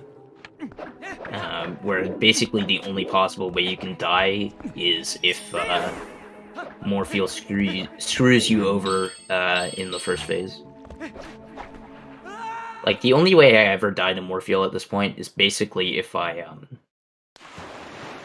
like get grabbed by the tentacle after missing the eye like twice with a jump spin. Then it's kind of difficult to recover from that.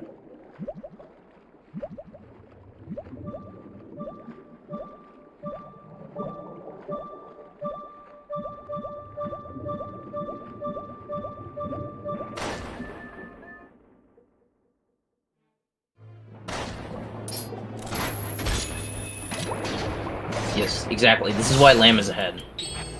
That and having the sauce. You know, the lamb sauce. If that wasn't. Alright.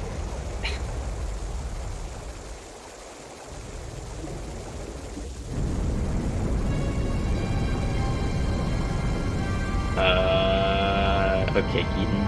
Oh, interesting. I didn't know that was possible. I guess you can do that. Huh. That's good to know as a backup.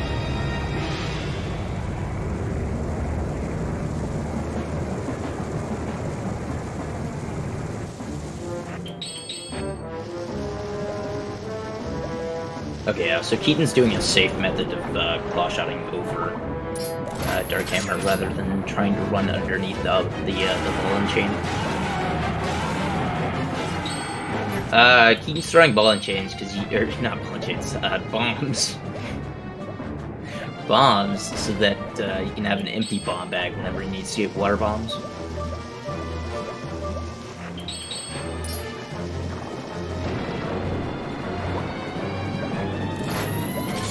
Okay, so Kitcot should be good here as long as he gets the regrab.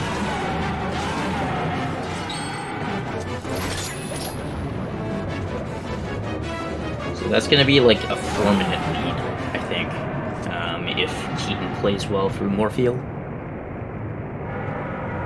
Maybe... Actually, it's probably more like 4.5 minutes.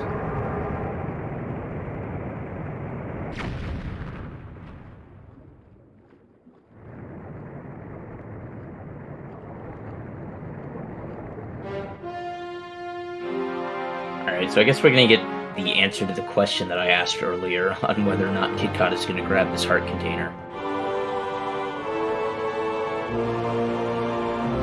If you grab this, it's pretty unlikely that you'll die to King Bulblin 3, because odds are you're going to have, you're going to have over 3 hearts there, and so he can't kill you in one hit.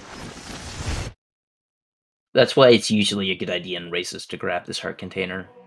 But he's also been doing a bunch of fast strats, so maybe he won't do it. Also, we're going to test the hypothesis of somebody in the TP Discord that runners that are ahead at Morpheal with like above a 305 time PB 90% of the time. I'm going to be interested to see the result of that hypothesis.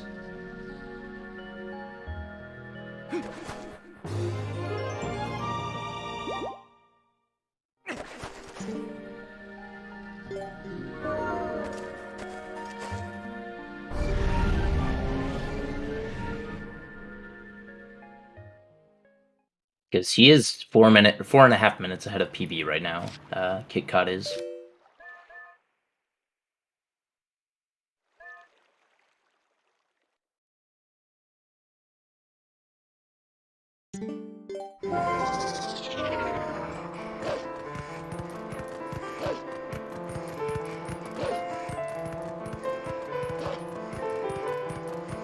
I think I discovered finally why it is that Keaton is losing.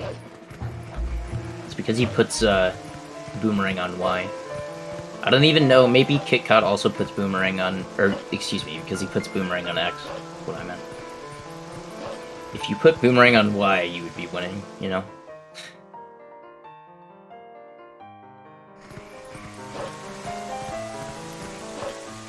Because that's the correct button.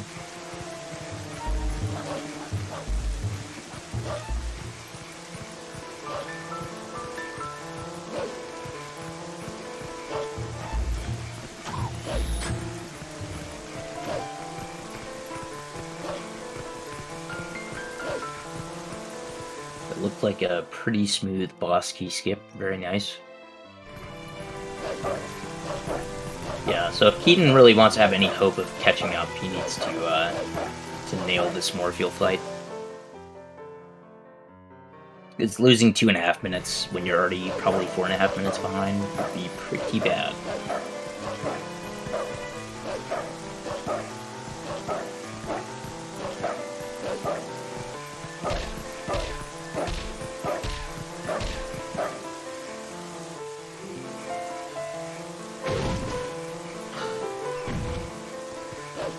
That was a really late bomb pull. I wonder if he's gonna go for one bomb.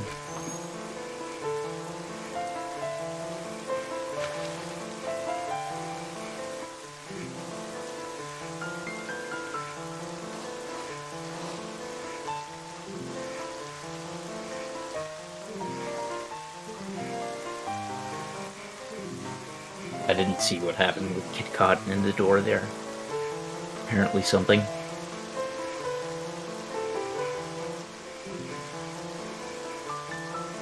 Bonks. Very nice. Very nice. Doors are known for causing bonks. So if Trez were in here, he would probably say that this is safe for one bomb. Since he said that last time. I would not recommend. Okay, good. I don't think people should go for one bomb in races, just because it's too risky and it's failed basically every time somebody's gone for it. Unfortunately, though, Morpheal flew up really high there. Looks like this can still... I would not go for this, though. Keaton, go down. Do not go for this. Don't do it. Don't do it. It's not worth it. It's not worth it. You're gonna run out of air. You're gonna run out of air. He's gonna go for it. Alright, he needs like an instant regrab, and I'm not sure that's enough. Probably dead. Yep, that's dead.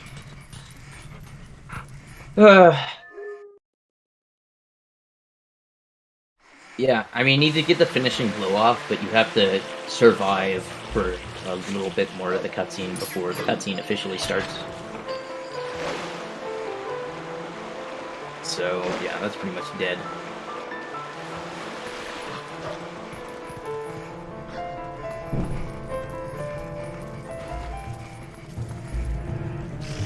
Yeah, as soon as I saw how much air he had already lost before getting sucked up there, I was just like, yep, it's not worth it. Don't do it, you know?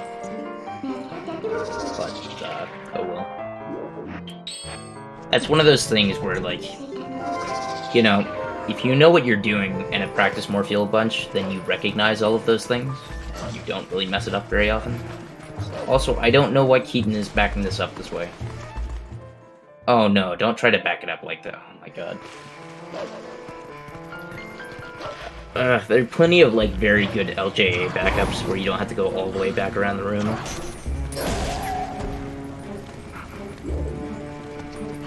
Kitcot isn't it? Okay, he's gonna kill the Goblin there. I was concerned. Now, why would you go for this when you have a 340? I don't... Some of these strats, it's like they save like 2 seconds. I don't know, man. I don't know. I just think consistency is generally better than some of this stuff, but okay.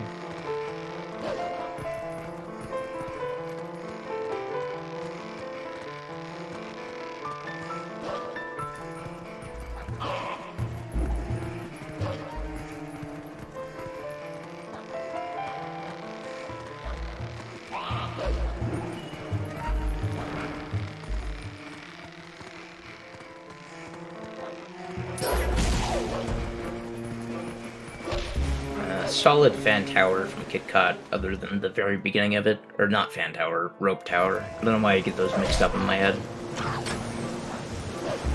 Pretty sure with that movement he's not going to be able to go for early one cycle though. Definitely not with that grab of the ledge.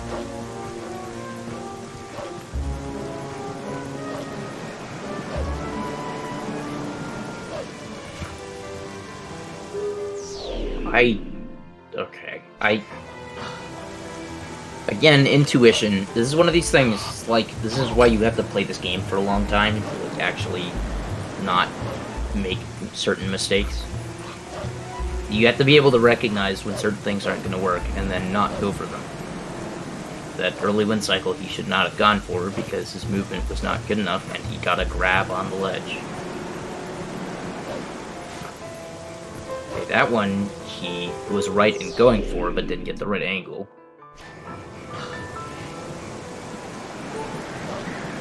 Each time he's voiding, he's losing like 15 seconds. So... honestly, I think the first time he lost more than that. Okay, he's gonna wait this time. It's probably smart. Especially if you're tilted from missing it the first couple times. Keaton needs to go back down to the bottom. Alright, let's see what Keaton is gonna do here. Alright, should be good. Probably look out of the bomb now and start swimming. It's one of those things with Morpheal, you want to be able to recognize when you can, like, drop the bomb and start swimming up. So people will, like, vary on that timing. Okay, that was kind of janky, but Keaton got it that time. So only one Morpheal fail for Keaton there. I didn't see exactly what time that Kitcot left Lakebed, so I don't know how far behind Keaton is. I'm assuming this is like 3 minutes behind, or excuse me, saved like a few minutes or something like that on the Morpheal, but probably still like 7 minutes behind. Like Keaton might have saved 3 minutes basically, is what I mean. Although I'm not sure about that, because Kitcot had like a fast death that wasn't actually from the Morpheal fight, so it probably lost less time than I'm thinking.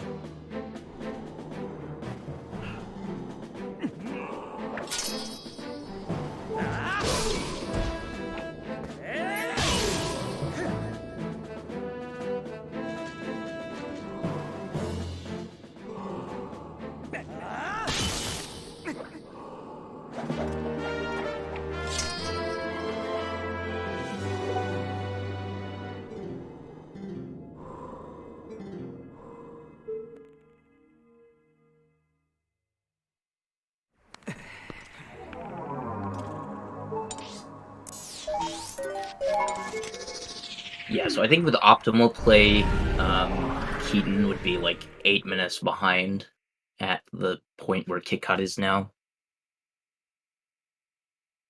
So, yeah, that's gonna be really difficult to try to overcome. Like I said, it was basically, Keaton pretty much had to get Morpheal first try, because like that was really the last big individual time loss point. I suppose there's also Arolfo skip, Zelda to a much lesser degree, and could be some time on Stalwart and Po1 skip, but it's, I don't know, it's looking pretty slim in terms of odds of coming back here.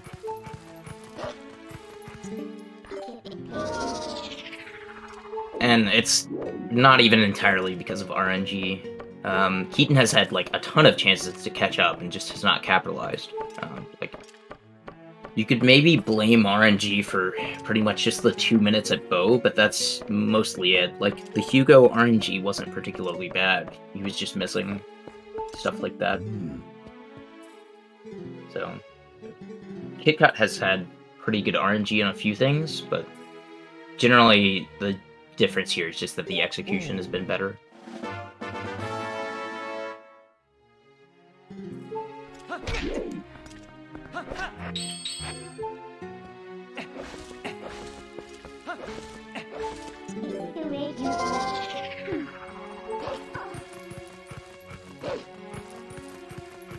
By no means perfect, but better. I mean, he's messed up. Let's see. He drowned in Morpheal before the fight. He drowned in Morpheal during the fight. He game overed in Snow Peak. He had bad goats.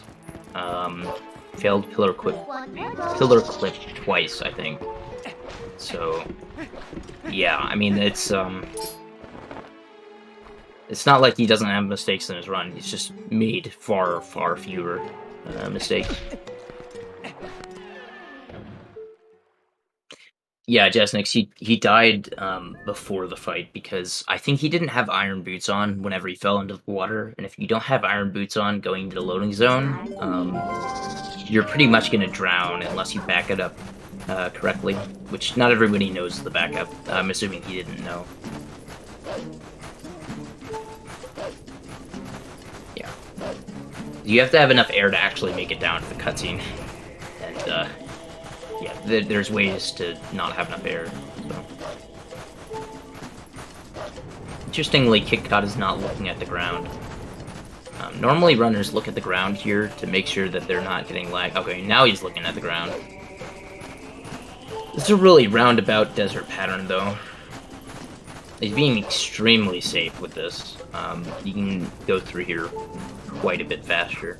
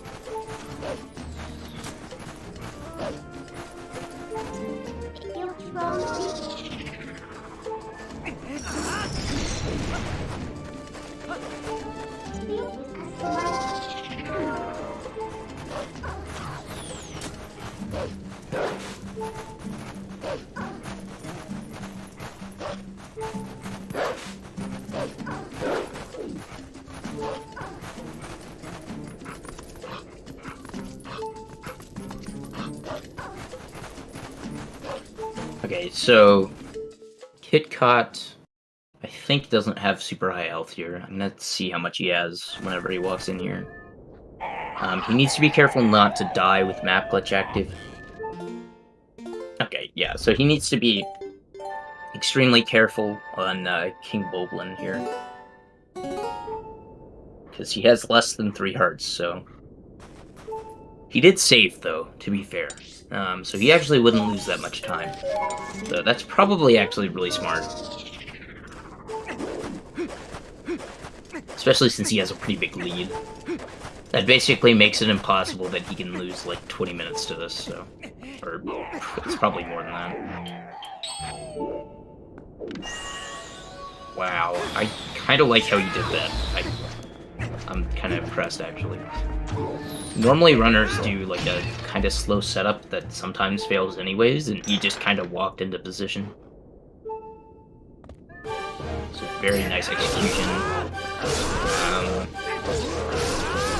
So hopefully he's gonna back off here, yeah. So he's not gonna get killed. The save wasn't really necessary, I guess. But probably not too bad to go for the save anyways. Especially since we've had 2 people lose races so far just because they got killed by King Boblin. So, of course, one of those guys was probably going to lose anyways, but there was the JD and Selu race where JD died to King Boblin 3 here, and it was sad. Yes, is the sound that he makes. King Boblin.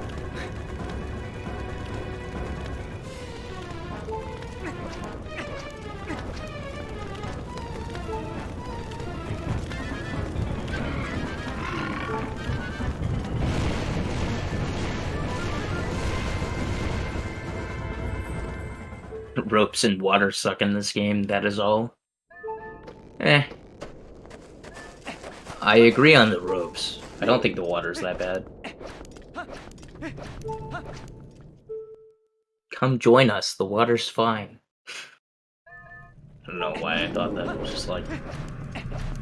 Gotta make some random water reference.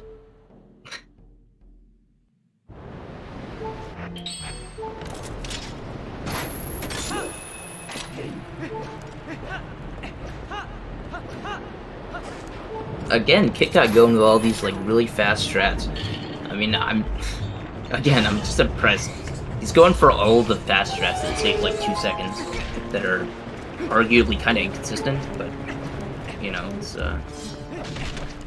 he's doing pretty well at most of them. Like, that was good execution for the human movement there.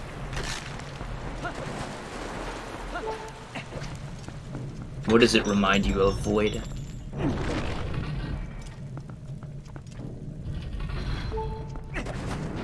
You couldn't figure out how to get out of Lake Hylia? Yeah, I guess it's not particularly obvious. Like, you would think when they're a kid, oh yeah, obviously what I need to do is talk to Fire, and he'll, like, launch me with this giant cannon.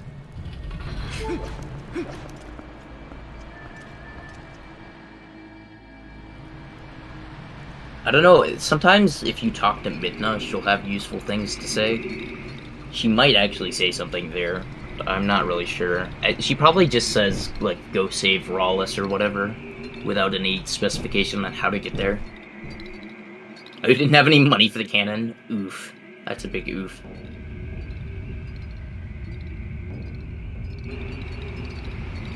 Yeah, well, there's...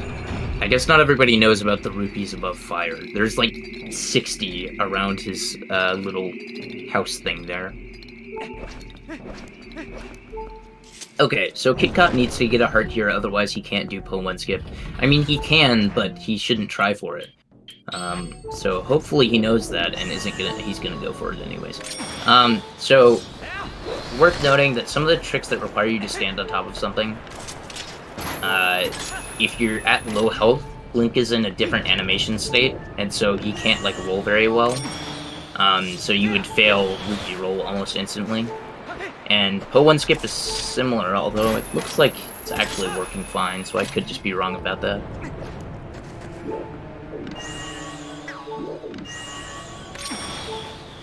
But yeah, this is one of those things where I was saying you could lose a lot of time to this. It's probably going to be, like, less than 2 minutes, though, I imagine. Usually even for people who are having problems with it, they get it within a couple minutes. I'm surprised he's not trying to kill the mole worms, so that they're just out of his way.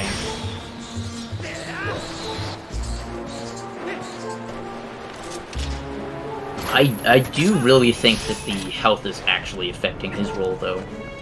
So he's kind of just wasting time. Let's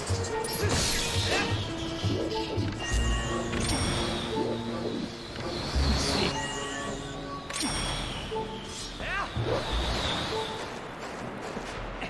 I'm gonna be very surprised if he actually gets this with less than a heart. There is a heart that you can boomerang that's, like, right above the place that you're trying to get to in one of the skulls.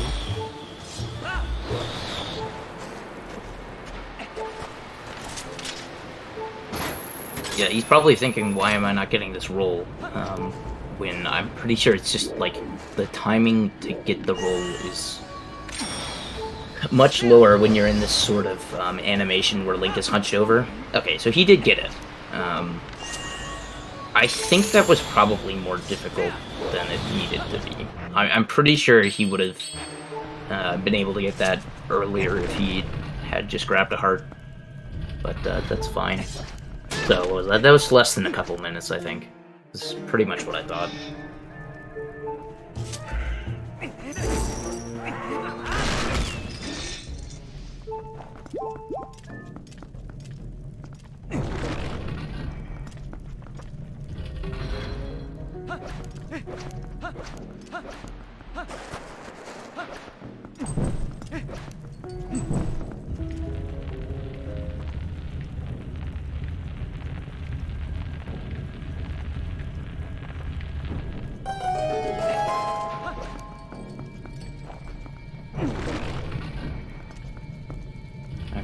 So, Keaton is going to do Goldblum Camp here pretty soon. Kitcot is on Po 4. You can lose a little bit of time to this Po 4 fight, but I doubt he'll lose more than Keaton, because it's not really within your control. So there's no reason to assume that either runner is going to lose more than the other.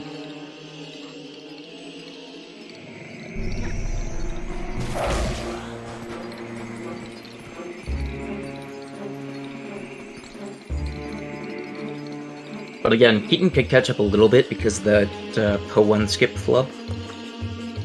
Now, I didn't see how much time Keaton lost to MDH, so it might be further behind than before.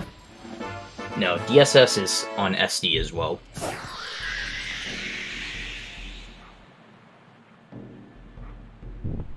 It's just slightly different because the camera is weird. So I think it's harder personally, but a lot of runners go for it and do it perfectly fine.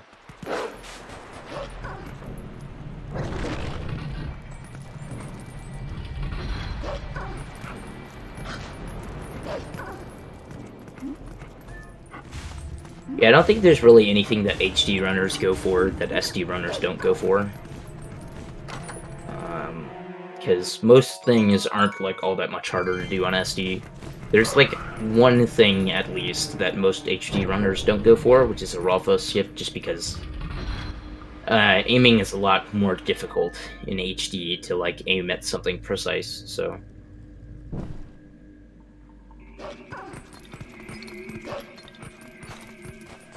And for anybody who's wondering, DSS means Death Sword Skip.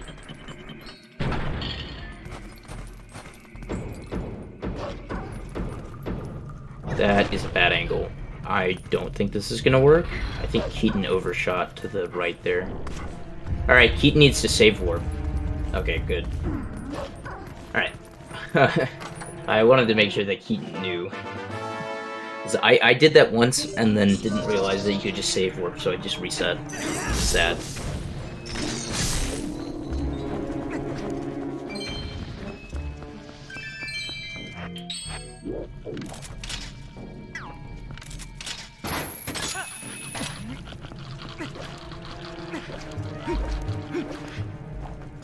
It was decent. It was not, like, fantastic or anything, I don't think.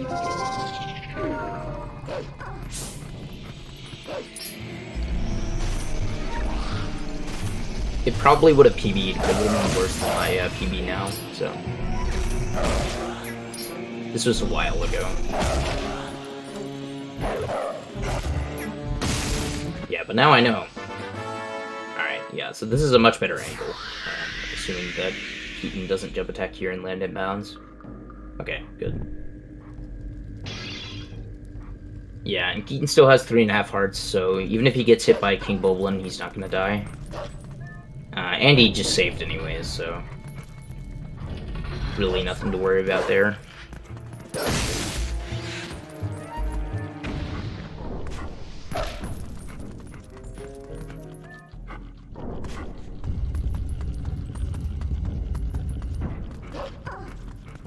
So it's just one of these, yet another case where Keaton probably could have saved a bit of time, caught up, but then like failed something else to make it so he's losing basically the same amount of time.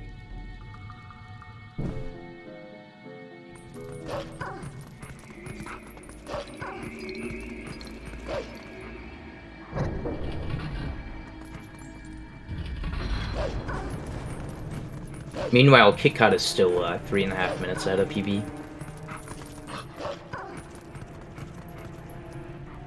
Probably like hour 20 minutes left for Kitcot, although maybe more than that, I don't know.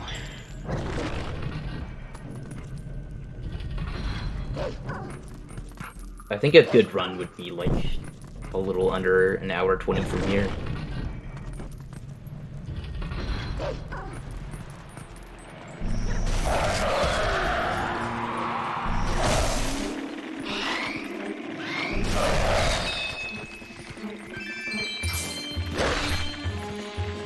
Oh yeah, he is still low on rupees. Oh, is he gonna kill this other Redad? I guess he is. That's how he's gonna get the rupees that he needs. Also, Keaton with the fast human movement here. That's good.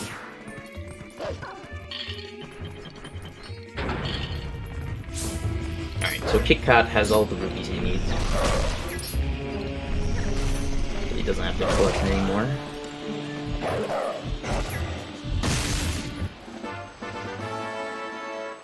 Yeah, okay, so optimally, Keaton's probably still a little over 7 minutes behind.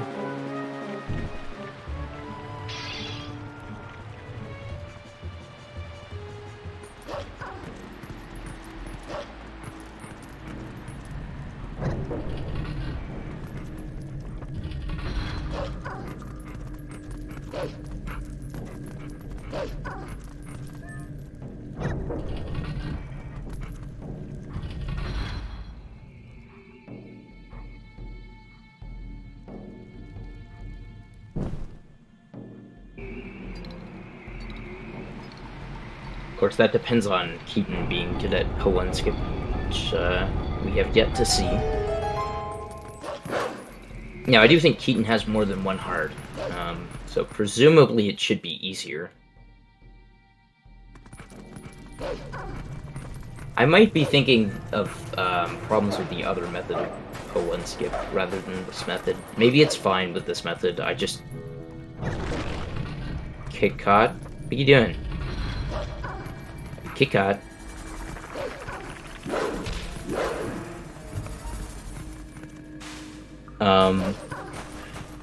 Okay, so that's gonna lose a certain amount of time. How do you even forget to grab the boss key? How does one do that? I don't understand. Come on, man. What are you doing? He did forget the boss key, right? I'm not blind, yeah? He skipped the boss key? Come on, man. I'm pretty sure he didn't grab it. I could be wrong. I thought it would show up above the rupees, but I'm pretty sure he just walked directly past the boss key chest.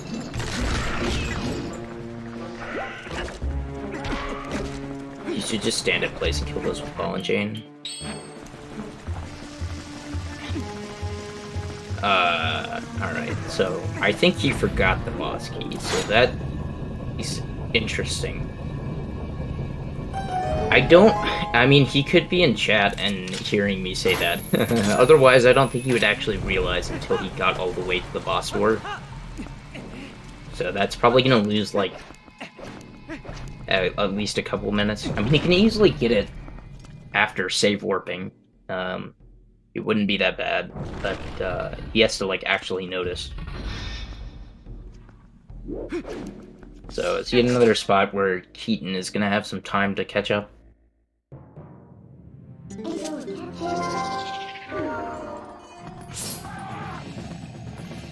I guess I could be wrong, but I'm pretty darn sure I saw him not grab the boss key.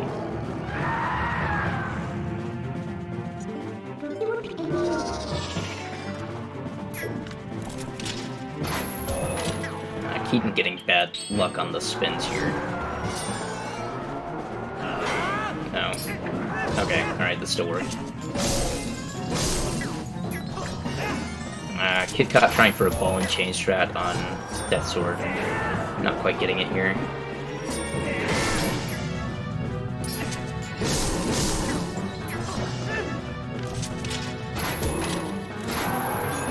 Kitcot, did you... Yeah, I am talking about you. Did you forget the boss key? I swear you forgot the boss key.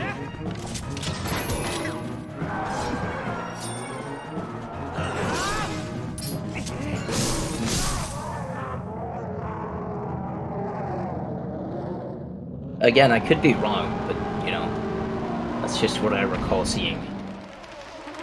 Meanwhile, Keaton skipping the rupee chest. What a god.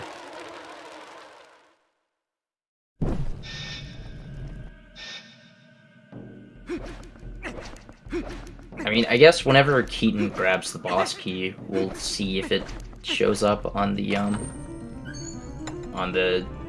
like, HUD here.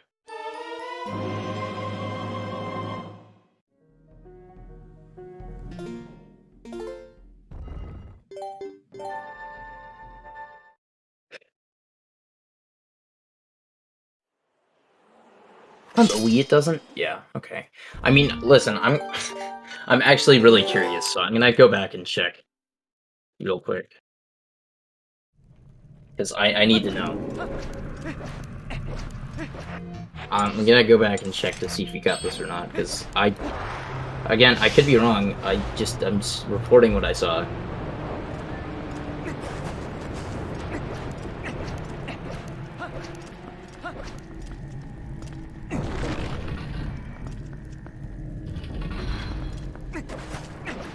Okay, so he I'm looking back at the video. He clips, and then he completely bypasses the boss key chest. Yes, that's correct. He did.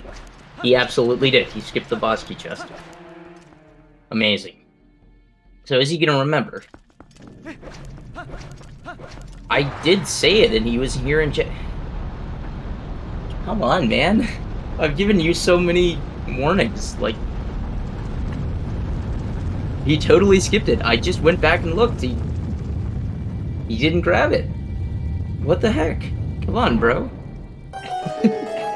He's skipping the boss key. What are you doing, man? Oh, no. Oh, no, no, no. That's not very good.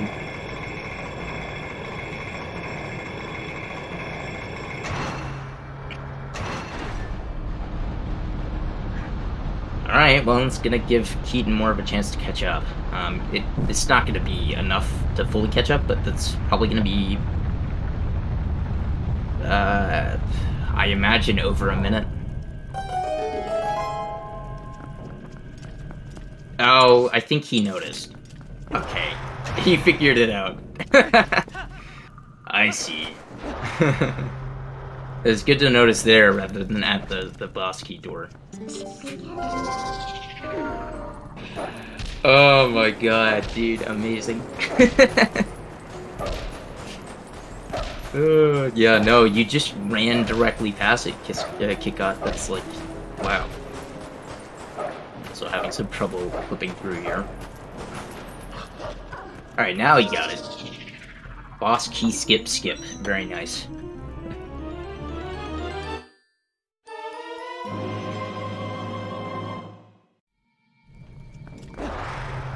I'm just glad I wasn't lying this entire time and that he actually did forget it. I mean, I'm not glad that he forgot it. I'm glad that I wasn't lying. Basically.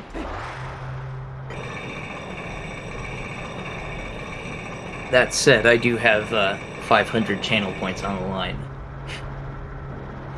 No, it doesn't show up on the HUD. That's true.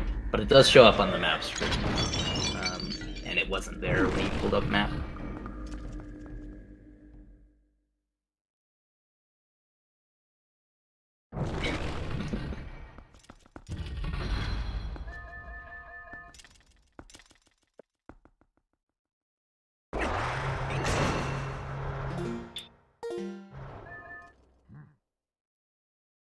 Alright, well, he's still probably a good 6 minutes ahead.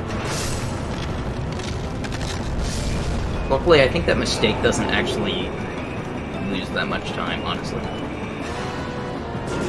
Especially when he noticed it, so...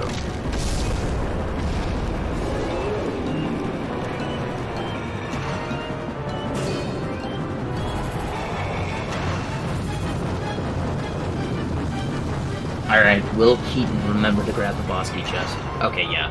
Alright. So Keaton actually remembered.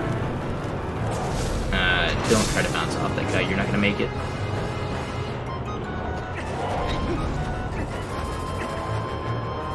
Did I mention intuition earlier?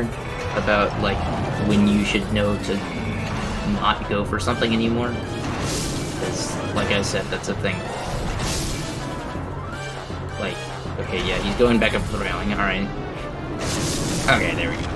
So, yeah.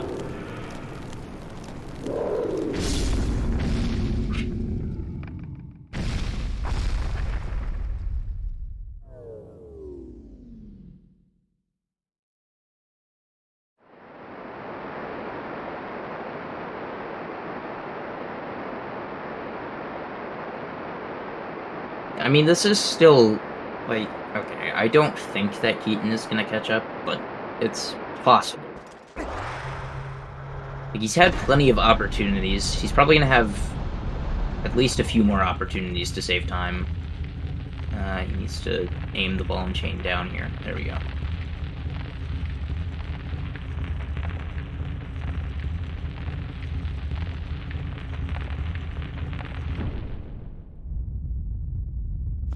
Yeah, neither of the runners did the optimal strap with ball and chain, but that's fine. Like, ideally, you wolf attack over to the first one. Excuse me. And then you, let's see, did you get the quick knockdown? No, so that's another 30 seconds, by the way, that Kitcot just lost. Anyway, so you wolf attack over to the first outpost, and then you go back to the middle area, kill the second two, and then just throw at the first one that you activated by running over there. It saves a bit of time, I think, over waiting for all three of them to come over to you.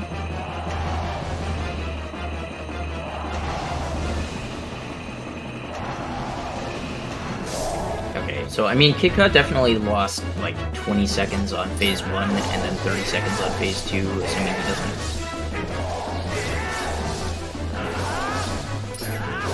Oh no. Okay. Alright, well he lost a minute on phase 2. So he's lost a minute and a half on Star-Lord. Possibly more. Sometimes these tops troll. It looks like they're being nice to him, though. He's not having to jump away from any. Oh, no, he still has to jump away from one.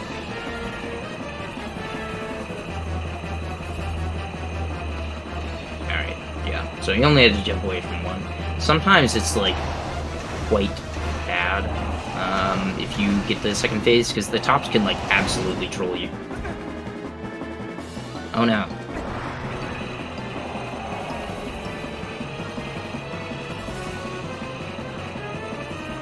Oh no. Yeah, that's, okay. Alright, I mean, so this could get quite a bit closer now.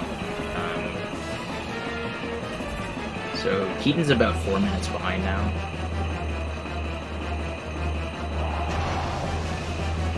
It probably takes about 4 minutes to get to the part where you do the quick knockdown from getting spinner. Assuming you get good RNG. Okay, so this should definitely just only be a 2-cycle phase 2. Yeah, because he had a ton of hits on the first phase, he just didn't do it quite correctly. I don't know why he wasn't targeting the thing there. It makes it so that you can't, like, end up getting so far away that some of your hits miss.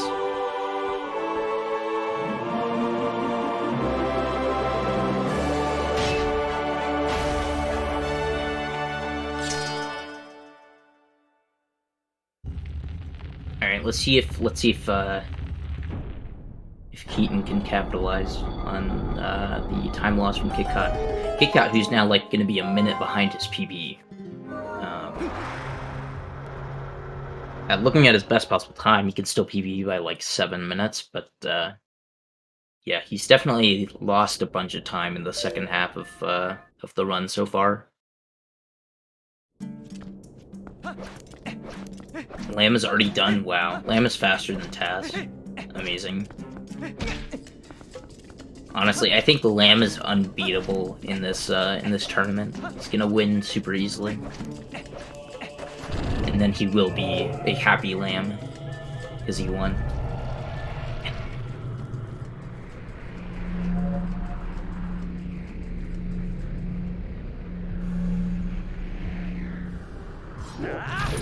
Alright, so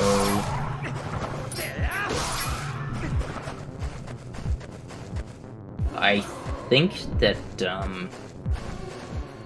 let's see, it seems like Kitcot probably had like a slightly under 221 Arbiter's ground, so I'm gonna try to actually pay attention this time and see how far behind Keaton is whenever he leaves Arbiters.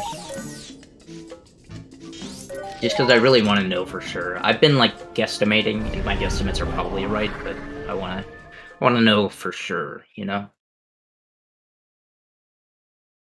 So we're gonna see Star-Lord yet again here. So Keaton can save time both on phase 1 by getting a good phase 1, and also on phase 2 by getting quick knockdown and a 1-cycle.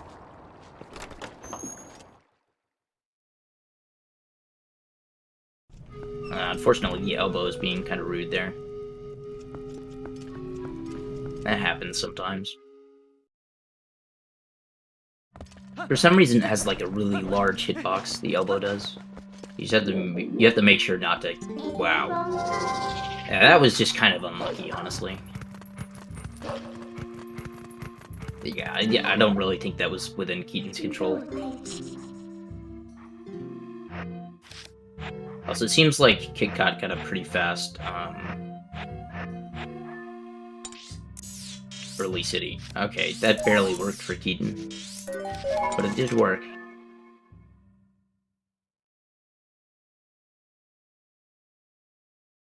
Okay, so Keaton probably didn't save any time on first phase, but recall that Kitcot did not get quick knockdown, then proceeded to get a cycle and not actually kill Star-Lord, and then had to get yet another cycle, got hit by a fireball, and then got another cycle after that, at which point he finally beat Star-Lord.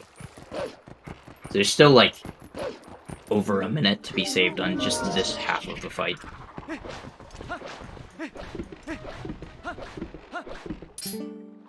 Yeah, I think if Keaton does this perfectly, I'm assuming this is going to be a little bit over a 4-minute deficit right now. 4-minute lead for Kitcot.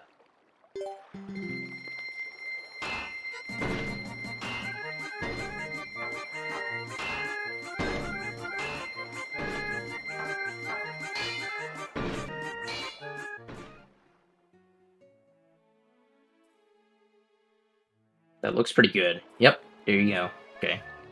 So there's the quick knockdown. Let's see if we can get the one cycle here. Spins, spins, spins, spin, spin. Spin to win. I don't think he's gonna get the one cycle. He might. He did, okay. Those individual attacks were kind of spaced out, so I wasn't sure it was gonna work, but it did.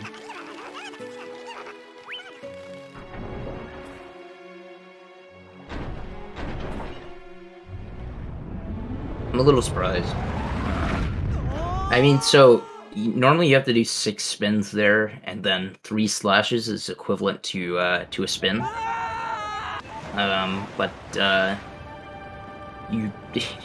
So you can replace 1 spin with 3 slashes. If you get more than 3 slashes, then you definitely will not actually get the kill. But I thought those were spaced out enough where it wasn't going to work, but it did. It worked. So. Alright, so we're looking at about a 4.5-minute gap here after the end of Arbiter's Grounds. Although Keaton's gonna have to do pretty well to not lose time to the next segment with Intercity and Sky, because it looked like Kitcot got a pretty good one. Hilariously, so I mentioned just a few minutes ago that Kitcot was a minute behind, and now he's 4 minutes ahead of his PB. Just like that, because I guess he messed up Early City in the Sky for 5 minutes in his PB. Also, he's grabbing bombs here. So I'm not sure he really needed them. I didn't remember how many he had, but there are backup water bombs here, which is kind of nice. Oh, it was 5 minutes finding rupees. Oh. Oh, that's kind of sad. Yeah. Also, yeah, man chicken. Is it capital M or lowercase m? I think it's capital M. Yes, capital M. Man chicken.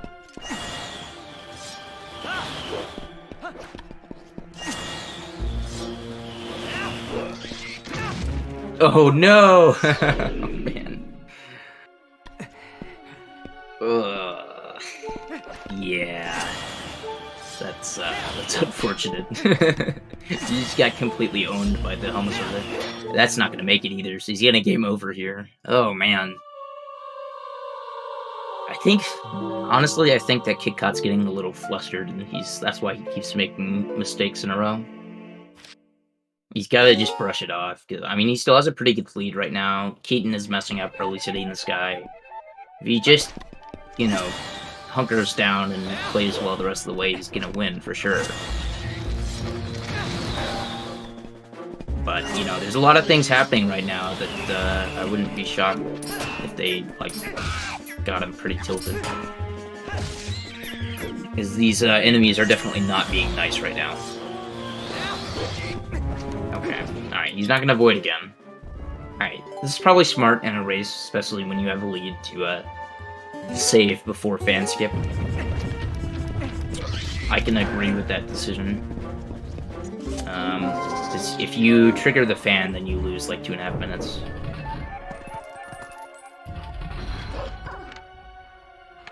Okay, yeah, he looked up just to be sure, because I think he was skeptical. He was a little bit close to walking into it, but I was pretty sure he was going to be fine. And he was fine.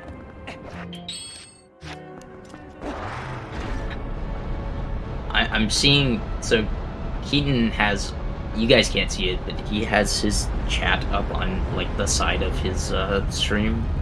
And apparently he didn't, like, last time he ran this game, he actually didn't know you could skip the cutscene for the cannon. So that's kind of funny.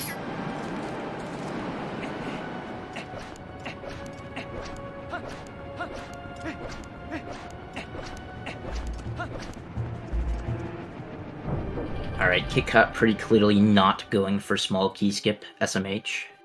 SMH. Where is Dushu when we need him? Or maybe it's Doshu, I don't know, whatever.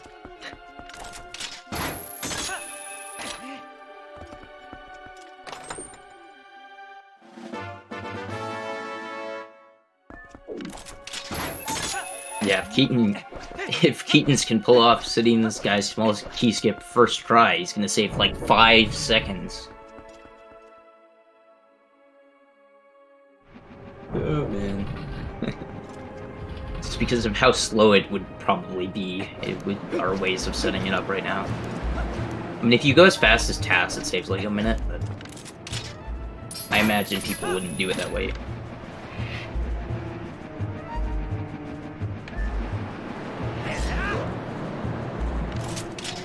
Kitcot getting a clean P-hat drop there.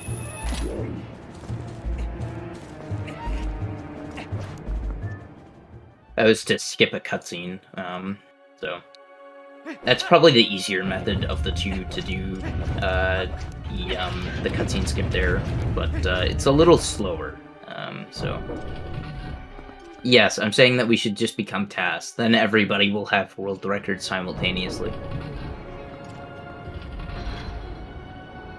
And we will achieve speedrunning world peace. We just have to assimilate with the Borg. I mean, the TAS. Alright.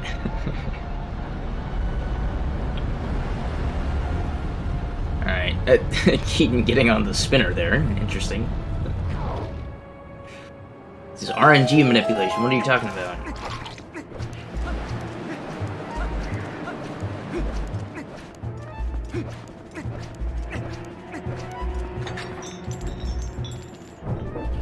You could tell Keaton was really thinking about the equips there. Have to be absolutely sure that they're the right equips. Alright, that's pretty good. Can Keaton get fan skip? Okay, Keaton's lining up to do it slowly, so I have no doubts that it's gonna work. Not a bad trade-off in a race to do that. That's actually probably faster than saving, and probably just as consistent. In terms of, like, guaranteeing that you don't have to continue a run that fails it. Oh no. Kitcot going for the diagonal jump. See, I really don't understand why he goes for all these hard tricks. Also, this LJA here, this first one, is not even faster. It's just as fast to run around the room. Okay, you got the diagonal jump there. It's good. I don't know. Like, I'm both impressed and confused as to Kitcot doing every single fast strat in the game, basically.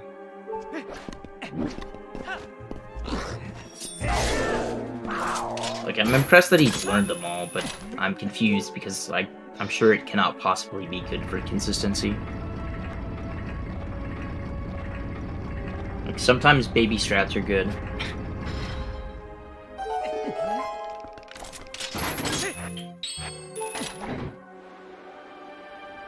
Alright, Keaton also not going for small key skip. So obviously we're not going to see it today. Not sure that we're ever going to see it. Kitcot's probably going to miss this one cycle. He's jumping for it anyways. Oh, he still got it, okay. I thought he was going to miss it, but he did not. I would have lost a decent amount of time, especially if you didn't know how to back it up. You can back it up pretty quickly, but if you haven't done it a lot, then you probably don't know how to do it.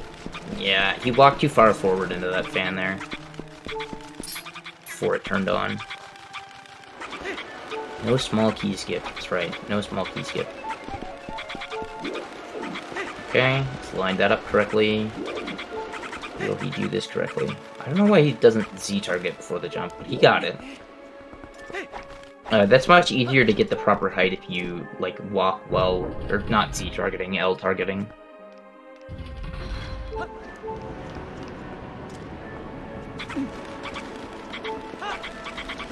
I don't know why, the vast majority of games that I play target with L, or like ZR or something, and yet I still call it Z-targeting no matter what I do. Like, I don't even play the games. I don't think I've ever played the N64 versions of Ocarina of Time and Majora's Mask, which are the only ones with Z-targeting, and yet I call it Z-targeting. It's amazing. Oh, Skyward Sword. Okay, so yeah, there's one game that I've played that actually Z-targets. And I guess it would be Z-targeting on the Wii version of this game.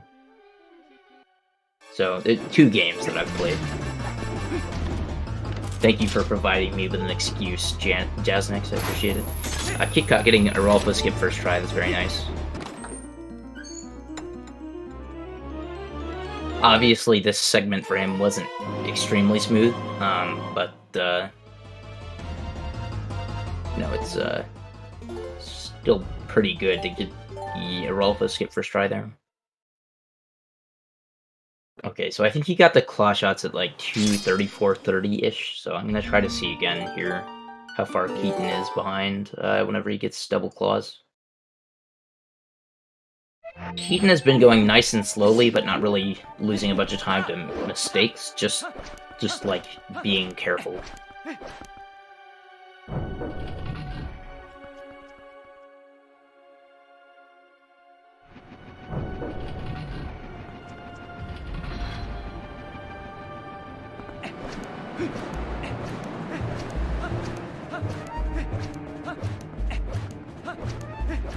I think it's probably a little over 2 minutes from here to the end of the segment.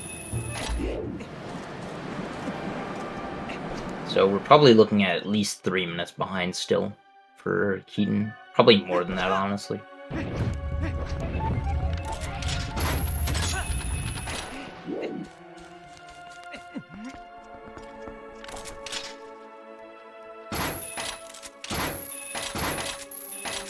Yeah, well, teabagging makes you spin faster, I guess. And you know you have to spin to win, so...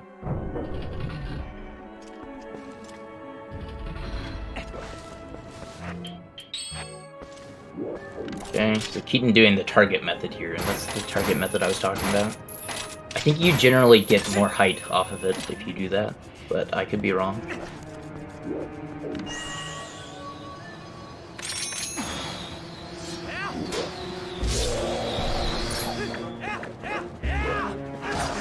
So yeah, I think if Keaton gets first try here, this will probably be about a 3-minute gap. Obviously, Kitcot also having problems with this Dynalphos, although he backed it up pretty quickly. What did he do? Did he fail the LJA, I guess? That's unfortunate. I mean, that LJA can be a little finicky, but that's probably another 30 seconds. Maybe a little less time lost there.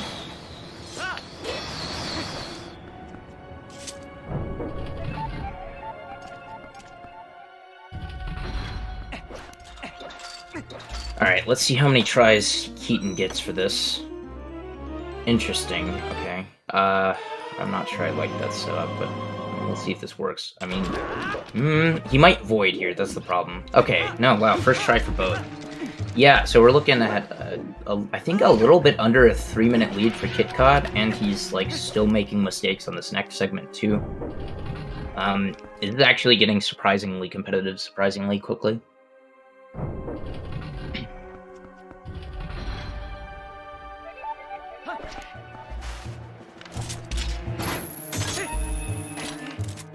Well, no, I've seen that setup before. What I was saying is I wasn't sure I liked that setup. Kitcot struggling with this too. You have to be above the place you're aiming at for it to do the grabbing on top of the thing. I wasn't sure that that setup was going to work because it was slightly off-center on the positioning. For some reason, so. And if you're not in the perfect position before you do the... Oh no. Nice void there. If you're not in the right positioning, you can void whenever you claw shot the pixel. Okay, Fan Tower here is kind of rude. Looks like Kitcot got the double LJ first try though. Which is good, because sometimes that loses a lot of time. I mean, if you miss it, I think it's like 30 seconds or something. Bad.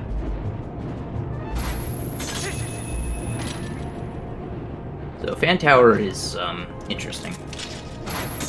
Okay, alright, so he's doing baby strats here. Not sure how this works if you do it this way, so... I'm assuming this is just losing, like, half a cycle. Basically, not allowing yourself the chance to go for the one at the very top. Or something. Oh no, he's like... This is probably a full cycle slower than the fast version of this, honestly. In terms of how many extra spins you have to wait for. Not sure why he goes for like all the other fast strats and then goes for that, for the Fan Tower. That's interesting. Maybe he's just doing it for the race.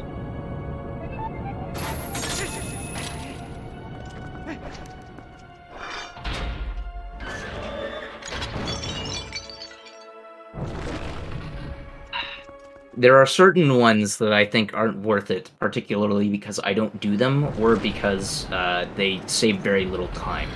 Okay, I'm differentiating for that, because that one saves a significant amount of time and isn't particularly hard.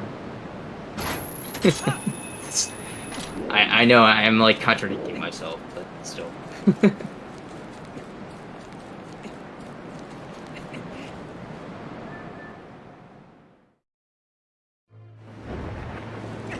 Okay, so Kitcot skipped the cutscene at the start of Argarok at 2:40:15. So at the end of Double Clawshot Split, Keaton was around 3 minutes behind, a little under. These are pretty fast aims by Keaton. I think they'll work. They did. Of course, Keaton's on low health right now. The good thing is you can get health pretty easily at the beginning of the Argarok fight.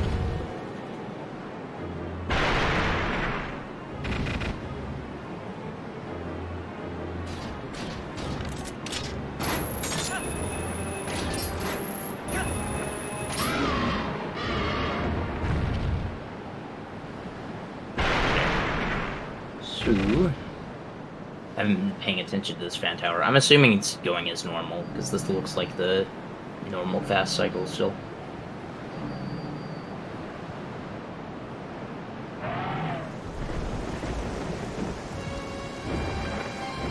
That's probably the hardest claw shot, except the one at the very top. But if you miss the one at the very top, it only loses like 2 seconds. It's like 10 seconds. So he's probably still saving about 10 seconds on this compared to how Kitcot did it.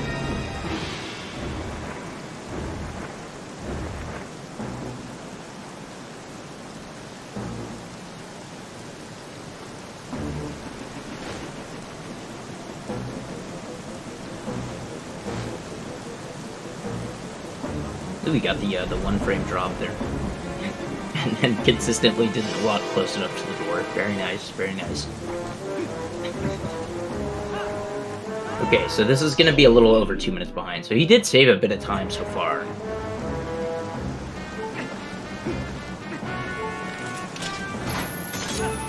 So if he had gotten 2:42:15 cutscene skip, this would have been 2 minutes. Not sure why he's standing all the way here for Rob Shot, but hopefully it works out for him. Let's see. Interesting. Yeah, I figured that was going to happen. Now he's going to watch the game over stream, so he's probably still going to be 3 minutes behind, basically. So he could have saved like 20 seconds there, or 30 seconds, and now it's basically just going to be the same amount behind. Meanwhile, Kitcot looks like he's having a pretty good Argonaut fight so far.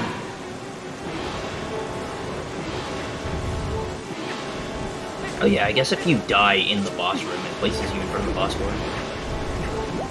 What's Kitcot doing? He's like waiting until he gets blown around rather than trying to get there faster. I'm not sure that he already got yelled at. Okay, so this is gonna be interesting. Yeah. Okay, he should probably try to grab a heart. Yeah, he is. It looks like he's struggling with the claw-shotting a little bit, so probably smart for him to make sure he just doesn't game over, because then he'd have to restart the entire fight, and he probably would be behind. In fact, yeah, he would be behind if he game over, so... Probably a good trade-off there. Grab a couple hearts just to be sure. He's not going to get the fast cycle here, though. He's going to go around like normal. He's actually very close to getting hit every single time he's claw-shotting here.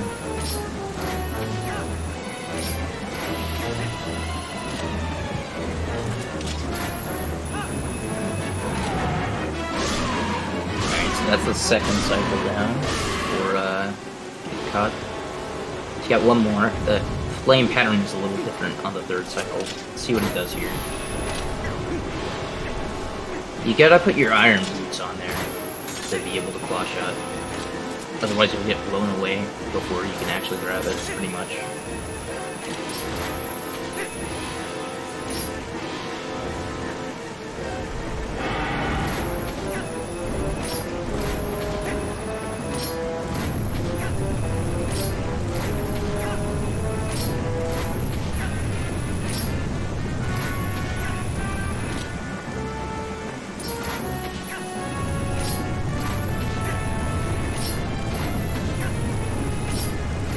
See if Kitcot can get this grab.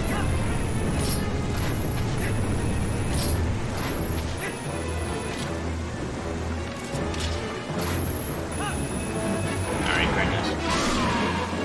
Yeah. Alright, so I will be right back. I'm gonna go to the restroom real quick.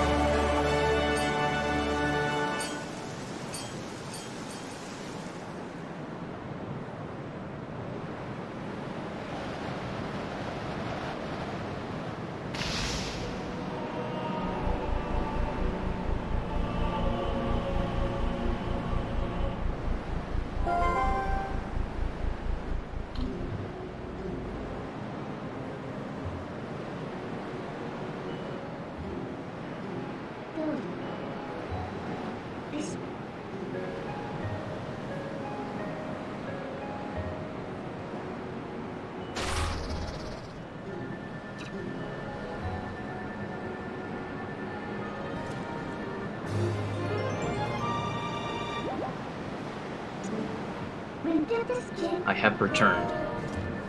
Figured that would be a good time since not much that I hadn't talked about was going on. Okay, so from what I remember, Kitcot got the final hit on Argarok at like 245.18. So we'll see just how far behind Keaton is at that point, I guess. You should save a little bit of time. Yeah, because this is already third phase. So this is going to be like a little over 2 minutes, I think.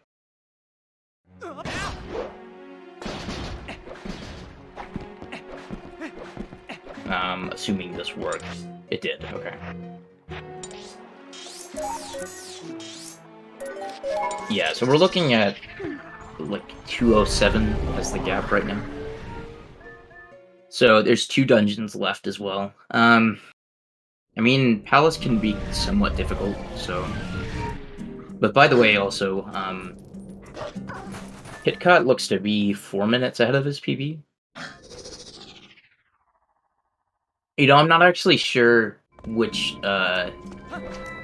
If the splits that I'm seeing right now on Keaton's stream are his PB, then his PB is better than I said it was earlier by like 6 minutes or something. So he's not on PB pace, but he's within like 6 minutes of it or something, or 5 minutes, somewhere around there. Yeah, it's just hard to tell because he doesn't have a, as far as I can tell, he doesn't have a PB on the SRC leaderboard.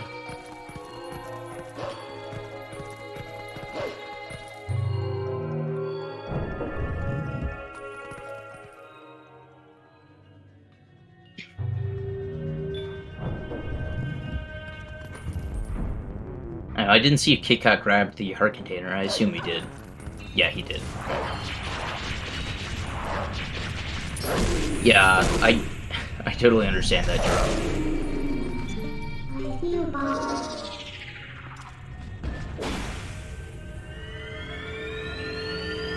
I've done that before. There's like some PBs that I just don't put up there. They're just like, I know I'm gonna do better than them pretty quickly.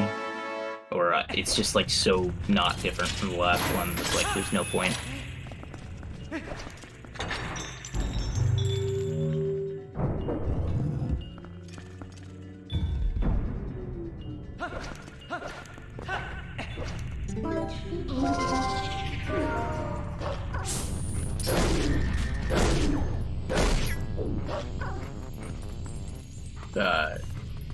Kitcot, you need to actually kill the Zed. There we go.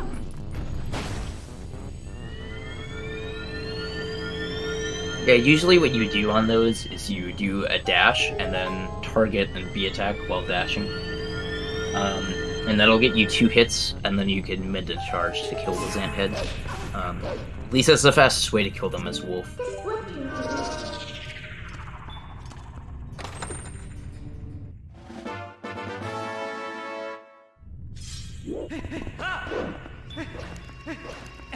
There's a really clean bit of chest movement there.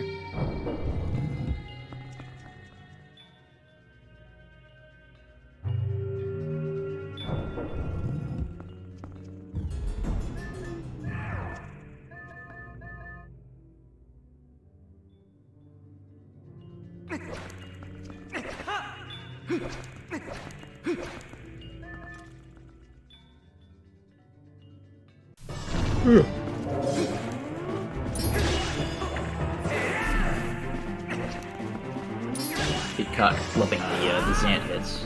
I think he's allergic to targeting, honestly. I mean, I guess it's only during the quick spins when he's not targeting, but I'm not sure why he's doing that.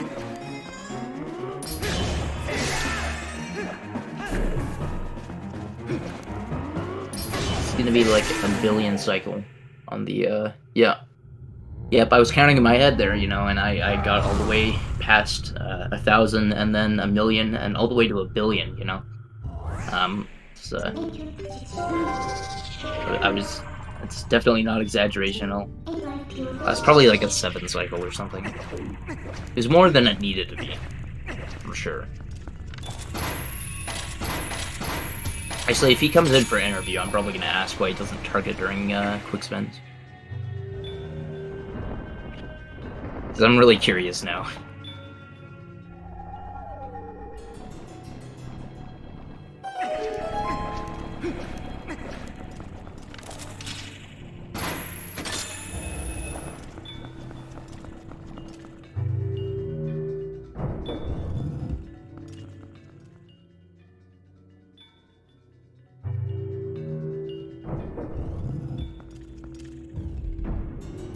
Okay, so I mean, Keaton's can save a little bit of time on West Wing,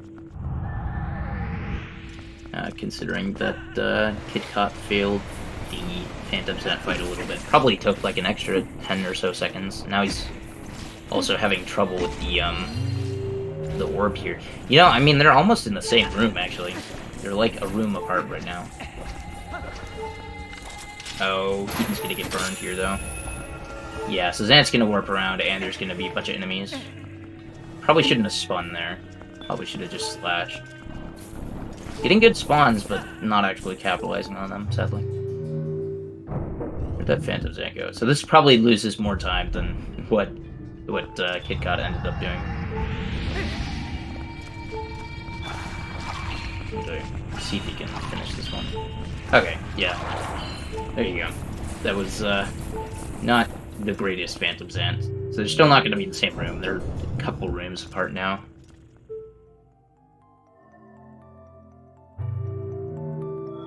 Oh, apparently Keaton couldn't hear Phantom Zant. I know that's happened sometimes to me, where Zant literally does not make a sound. And you just have to guess at where he is. Also worth noting, Kitcot is low on health here, which may mean something.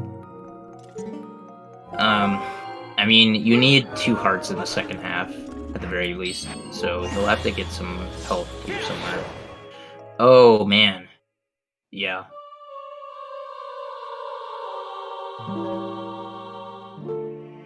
I don't do that LJA that way, so I don't know if that can work or not, but it didn't, so that's unfortunate for Kitcot there. So, just... like I said, there's been lots of opportunities for Keaton to catch up. Of course, he also missed the throw, now he's killing all of the slugs, and he's gonna be on low health too. That was probably a smart way of doing that. But I think he's on 1 heart because he got hit by the slug. Oh, he's on half a heart. Beautiful. Wait, did Kitcot die again? He, void again? Okay, he's just gonna walk it all the way. No, that's not gonna work! Oh, it did work. Okay. Ignore me. I thought the boomerang was gonna be over the ledge still. I was wrong. You know, if Keaton dies here, by getting hit by, like, one of these slugs, that would... I don't know what would happen exactly. It did not happen, but I do wonder a little bit if the stall would go all the way back. I think it would, which would be very bad, so...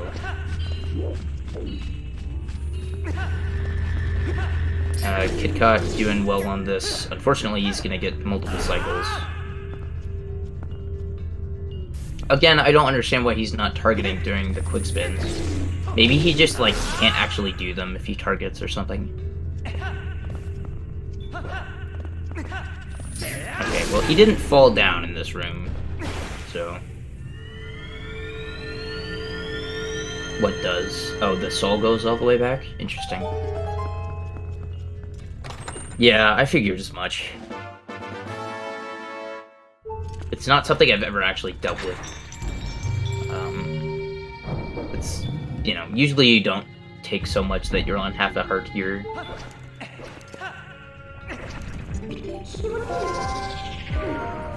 It's very possible that Keaton gets hit here by, like, an energy ball or something. I don't know why he wouldn't try to get a hit in there, though. You probably could have gotten one if he had pulled out the sword in the... Gotta get quick spins. Also, I'm not sure why he didn't jump to the closest platform to the end there. Oh wow, that was close. Okay, well, neither of them fell down. Both of them had a somewhat suboptimal room. I think Keaton's was a little bit faster. Also, Kitcot's about to die again. It looks like he grabbed that heart.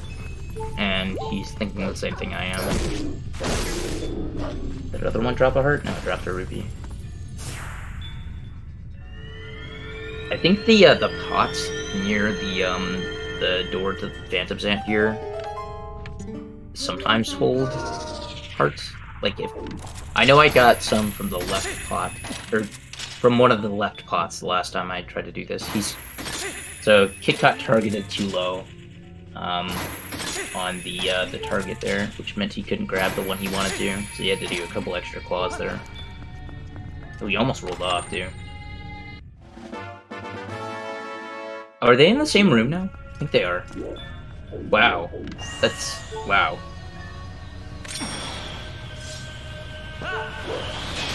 Oh, and now Kitcot failed the LJA. They're actually probably within like 20 seconds now or something. Especially if Keaton can actually get the, Oh no. Probably gonna be 30 now. I think he was slightly too low, and it looked like it was gonna work, but it didn't. So he tried for Spidey shot there, didn't get it.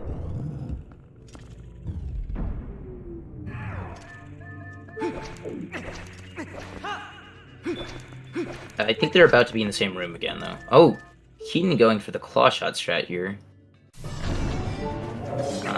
This technically saves time if you're actually fast at it. It's quite difficult to actually do, though. Yeah, okay. So there was a heart in the left pot. So that's twice in a row that I've seen a heart in those pots. Zap warping around for Kitcot. I'm not sure what he did to get him to warp around. I'm not sure why he didn't slash him whenever he spawns next to you, though. If he spawns next to you, even if he's in the middle of warping around, you can get to him.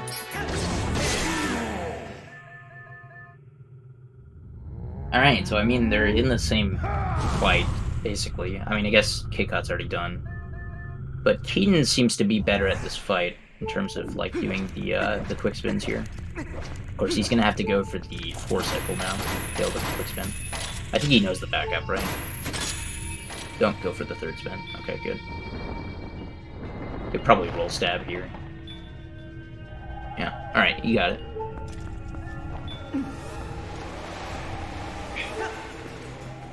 Oh, and Kitcot missed. Oh no, that's really bad. He needs to kill these guys, like, right now. What are you doing? What are you doing? What are you doing? Oh my gosh! Ugh. Oh no. For the first time in the entire run so far, Kitcot is actually in the lead. Or not Kitcot, Keaton, I mean. They both start with K. Leave me alone. Wow. That's amazing.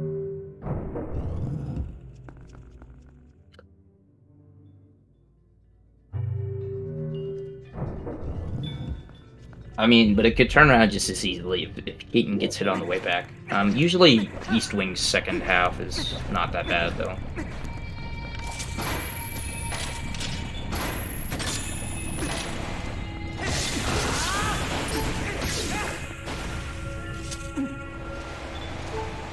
I mean, this is still pretty competitive, but I think Kitcot is most of a minute behind. Okay, maybe not. Maybe it's more like 30 seconds, actually, now that I think about it.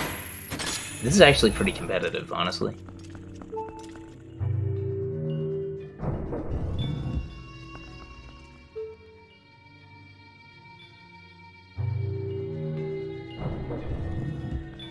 I think there's been some of Kitcot just getting flustered and it carrying over to later segments, which in a race setting you have to be really careful not to let that happen. You gonna claw shot that? Okay. I don't think that was intentional by Keaton there.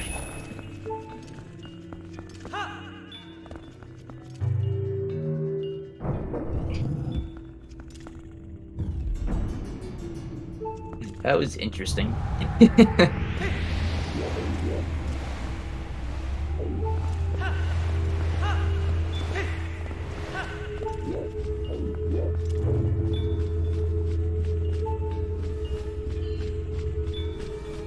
Alright, so I'm gonna see when Keaton gets fade out here.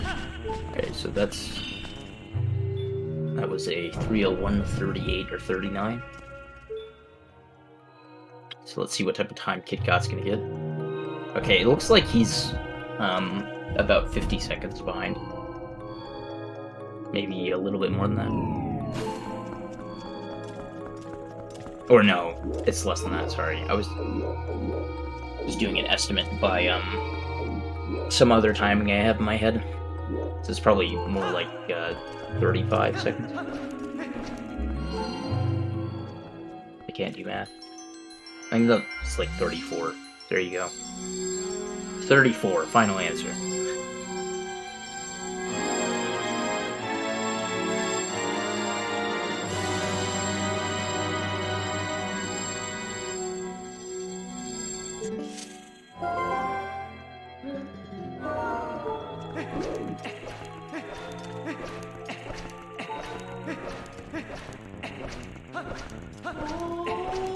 Okay, so both of them still need hearts to do second half optimal, and to not die.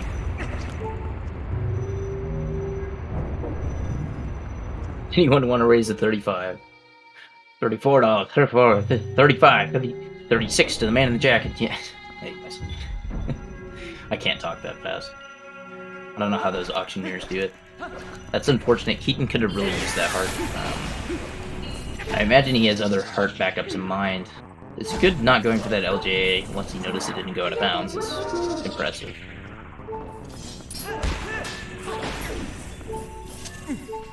A lot of people don't react in time when something like that happens, so...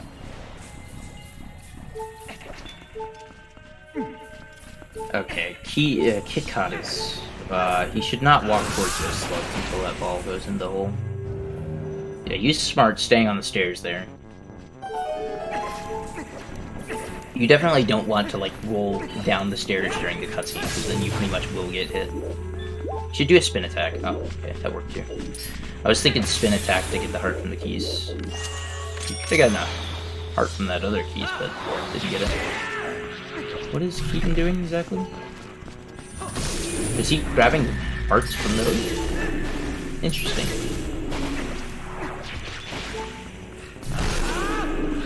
Huh. That's smart, I guess. There are, like, other hearts that you can grab, but that's probably not a horrible way to get some. There's a pot next to this Zant head that he's going over to kill, and that almost always has at least one. Sometimes it has 3, I think. But you can pretty reliably count on it to have 1, so that you can at least survive the void, no matter what, from killing that Zant head. And then there's a pretty fast way to back up, not having enough to jump down directly from the boss food chest. You just side hop down to the south platform, like the platform to the south of the boss key, and then just jump down from there and you won't take any damage.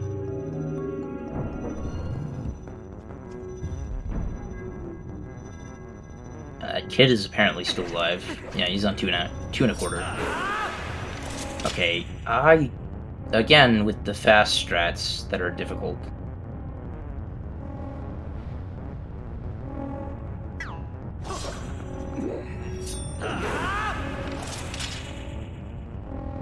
I would not recommend going for this particular strat, personally. Even Keaton is going for it. I think people very much overestimate how much time this saves.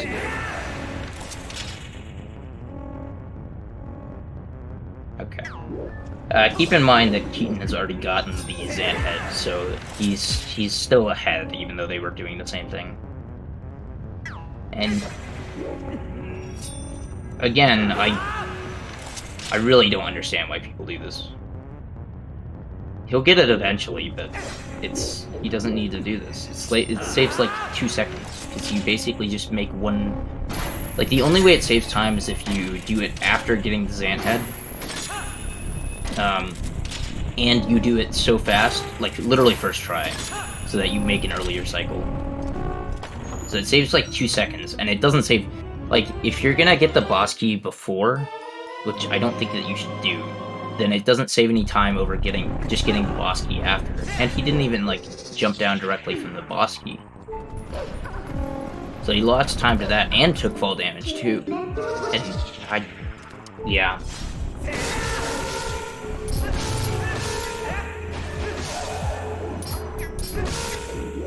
So the gap is gonna widen here a bit.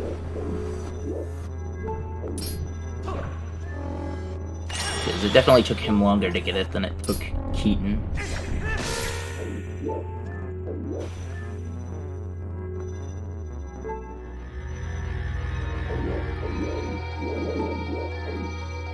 Like, the reason I say that people should do baby strats until they get better times for, like, a lot of these things that save only a few seconds is that when you are getting high times, you have to spend a lot of time practicing, like, just the normal tricks, and you can't practice the small optimizations as much. Whereas if you, like, wait until you get good times, then you don't have to practice the big tricks as much and can devote, like, a lot of time to getting these small things down. I think Keaton's on pace for early platform. Yeah, he should be fine. Very nice by Keaton. Like, early platform is one of those things that you should learn because it's 15 seconds, but if you're talking about, like, a 5-second thing, I don't know. It's just personal preference.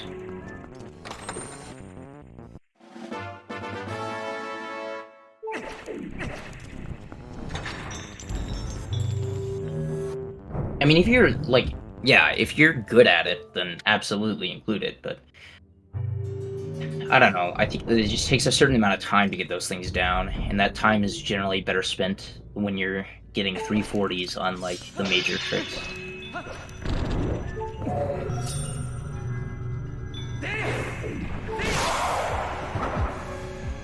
Like, it should be something where, you know, if you feel comfortable with everything, but you're just not getting great times, then you could, like, go spend time on a few of the small optimizations and just learn all of them over time. That's how I do it, at least.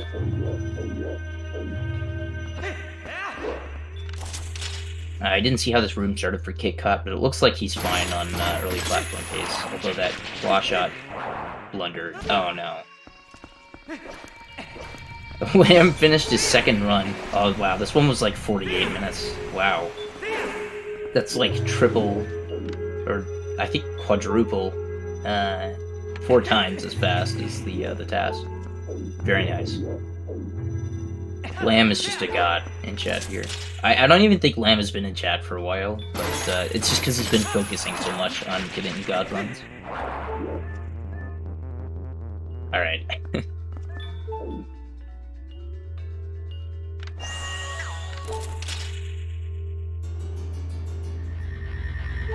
Okay, so I don't know, I'm assuming Kitcot is gonna have to wait at the top here.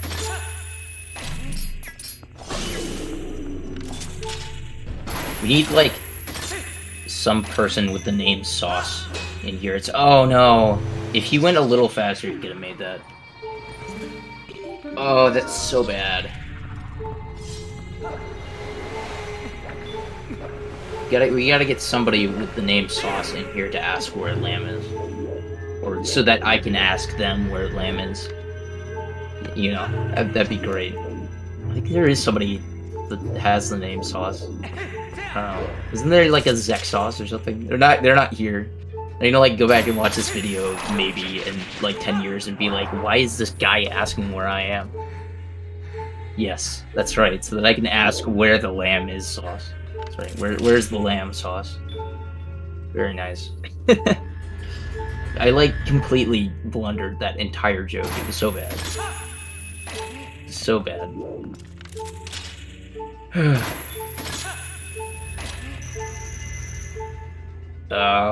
He might have actually been able to make that too, but he's gonna be patient this time and wait an additional 15 seconds. You admire that I committed to this joke? I don't. I think I should have let it go a while ago.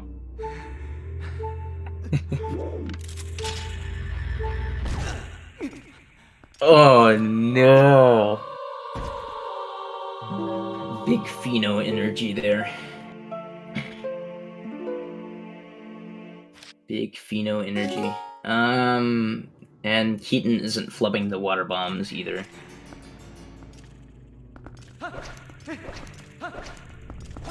You know, I don't know if that resets all of the Zant heads in this room. It doesn't reset the Shadow Beast, though.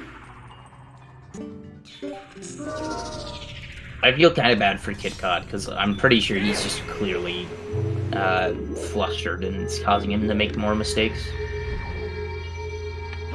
And it, like, feels awful, because I've had that happen to me before, and it's just not fun at all. Keaton's getting the cool claw shot while falling. Pretty nice.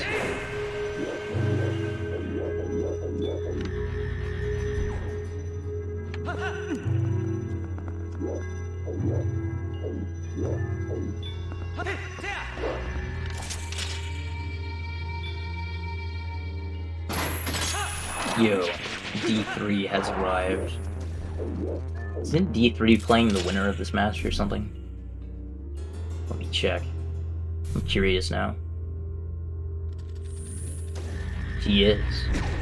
The Mad Lad himself, he is here.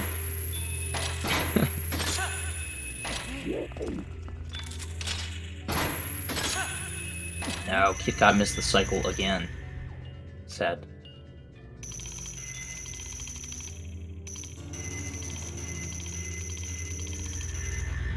I'm a little bit sad that Kitcot didn't say, "I'm a god, what can I say?" before getting hit last time.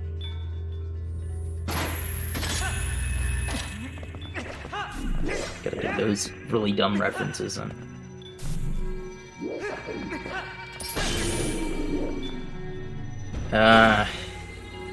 Keaton had a little bit of trouble with that Lizetta phase, but it looked like it turned out fine.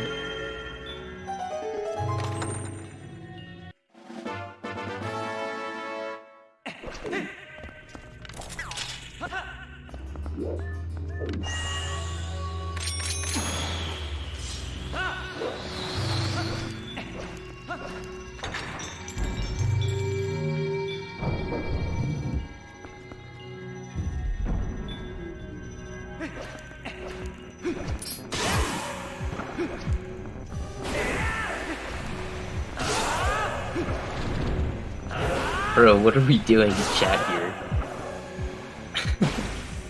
How many O's is in that? 4? Okay. There.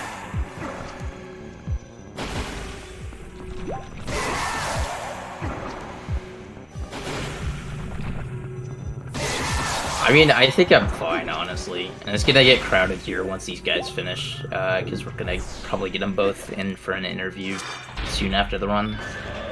And I have a bunch of things I want to ask them. I mean, this is like a pretty big gap now, though. This is like 5 minutes, I think. Maybe a little bit less than that. I mean, if you had asked me an hour ago when Keaton was still like 7 minutes or something like that behind, if he would be ahead by 5 minutes at this point, then yeah, I don't know. No, I'm not gonna lecture anybody on baby strats because it's personal decision making, and I hate when people like question that to their faces. But I am gonna ask about targeting during quick spins though, because I don't know why he doesn't do that. I'm assuming it's just because he can't. Like it's uncomfortable to like. I have a GameCube controller here. It might just be uncomfortable to hold down your index finger while doing it. So he just doesn't do it. I don't know, though.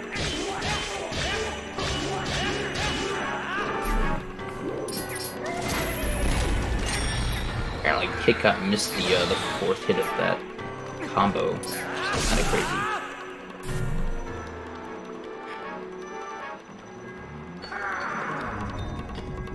I'm also gonna ask Keaton how much his arm hurt after Bow.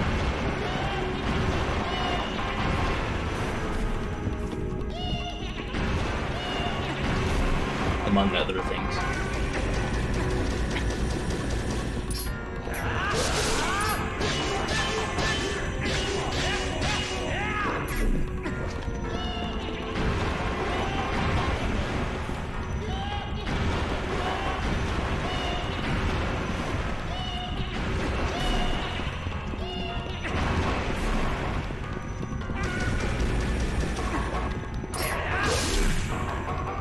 Yeah, interestingly, I think Keaton can actually PvE with this. I mean, it's like... I think it's like 17 minutes from the fade out after Zant is like very optimal.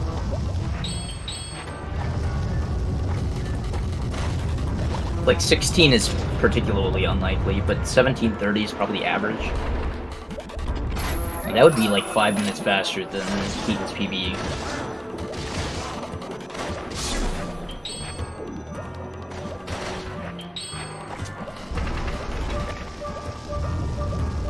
I mean, you always have to deal with Zelda, but like, a good Hyrule split from the end of Palace is like 11:30.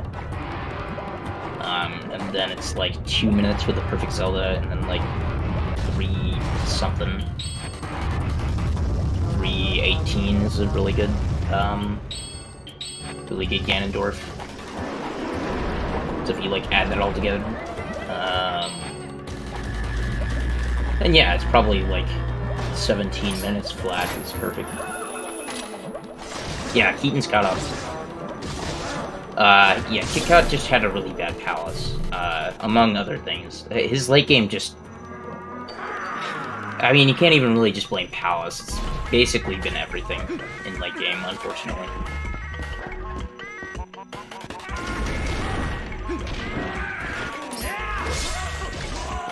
Yeah, he forgot the boss key. I'm also gonna ask about that. Like, how did you forget the boss key in Arbiters?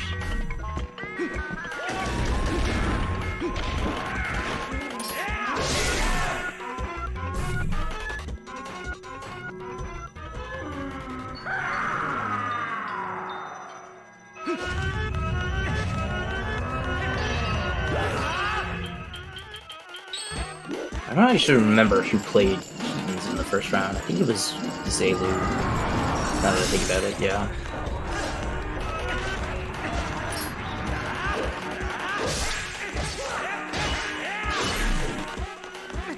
Yeah, quote-unquote barcode. Yeah. So we're supposed to refer to him as barcode now, is that right?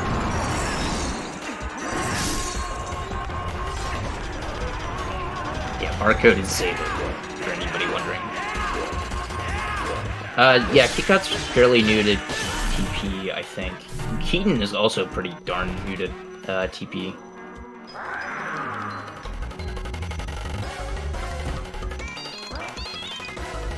I mean, Keaton doesn't even have a run on the leaderboards yet, so...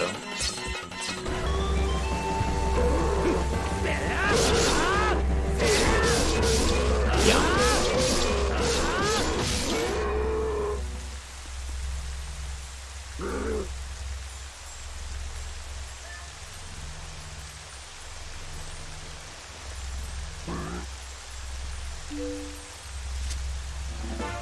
So Kitcot having some problems with his final phase.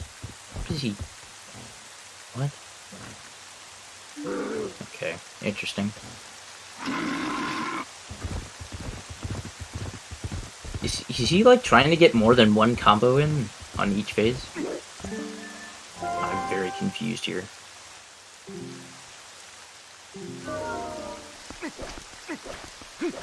Yeah, sorry, Kitcot. Your palace really was kind of bad, like you said.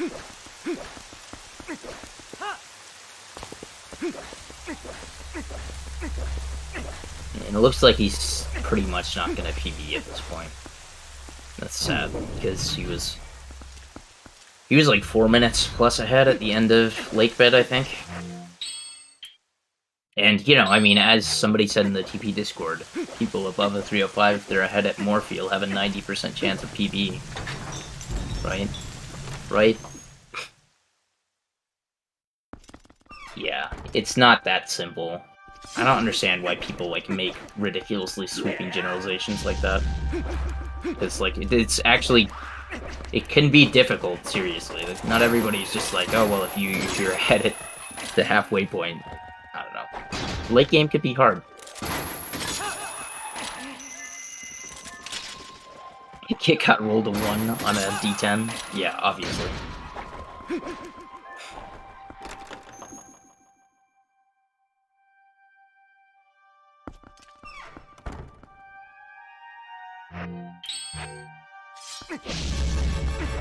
On a D20?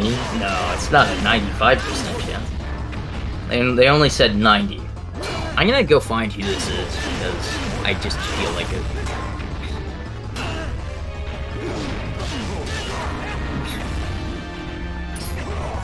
Get that done in there.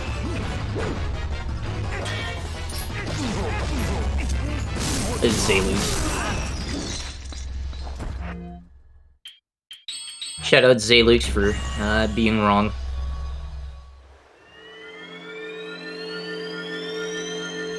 Oh, he was... Okay, I didn't say that I didn't know he prefaced it with that. I saw that, like, conversation after the fact, and I thought it was kind of ridiculous that he said that, because it just doesn't seem right to me, but whatever.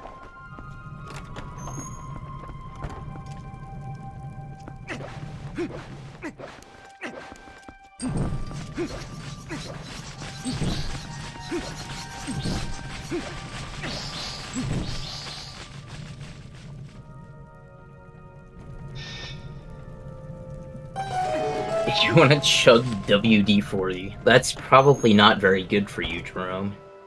I would not recommend doing that.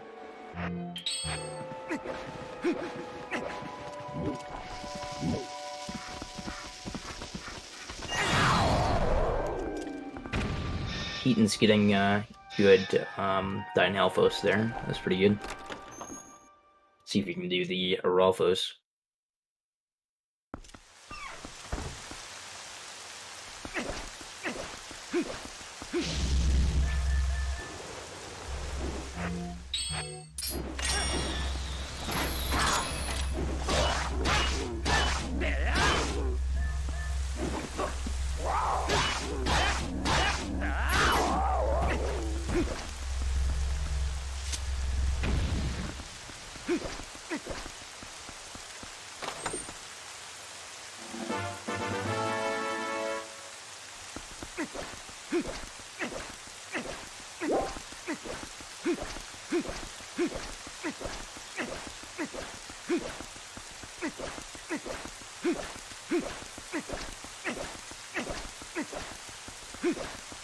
Alright, we're about to get the cutscene of the 4 people that we have basically not seen any of throughout the game.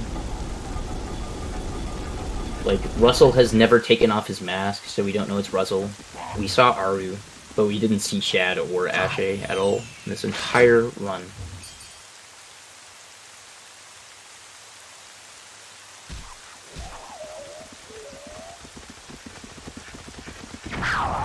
It's the D&D crew. Yeah.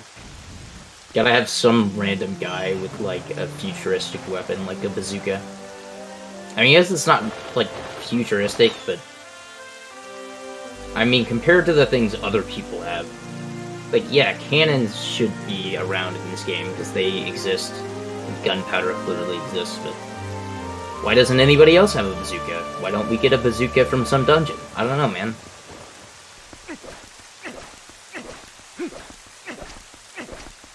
Yeah, exactly. Gotta have a rocket launcher.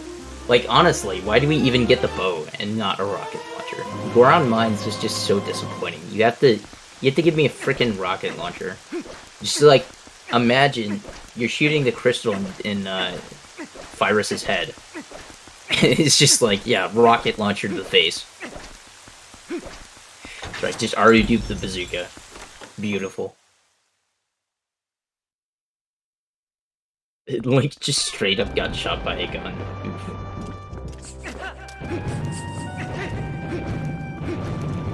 I mean, he gets shot by laser beams, so I don't know how that would be all that different.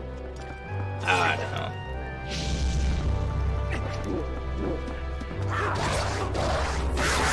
Child-friendly laser beams. Yes, that's right.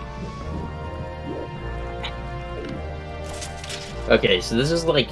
I think Keaton is like 6 minutes ahead here, more like 6.5, somewhere around there. Compared to optimal play from Kitcot to this point.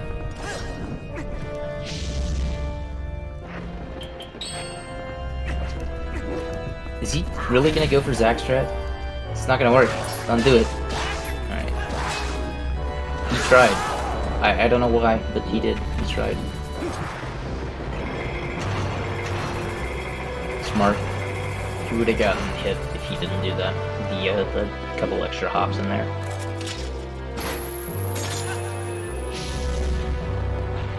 There are only laser beams of death if you're wearing Zora armor. Otherwise, they're fine.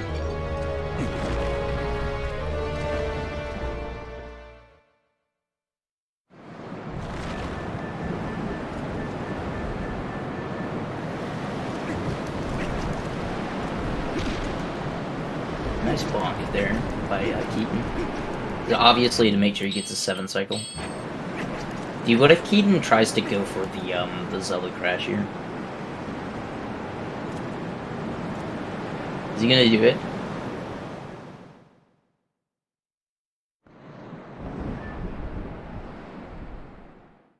Apparently he's joking about it in his chat. He's not doing it though. Dang. Yeah, if you pull up the item wheel, the text that Zelda's text comes up there, you crash.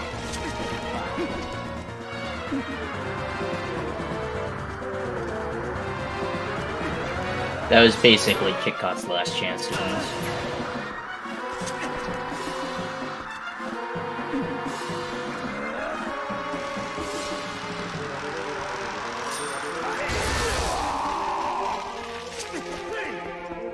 I think that was first and third for Lightning there.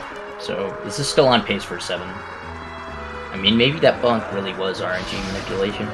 Who knows?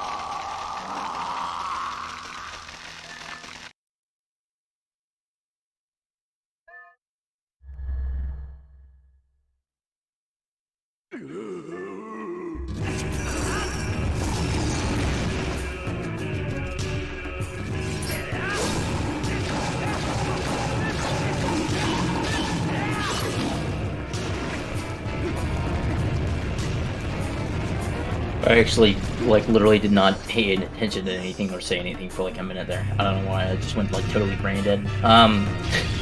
Fighting Beast Cannon now.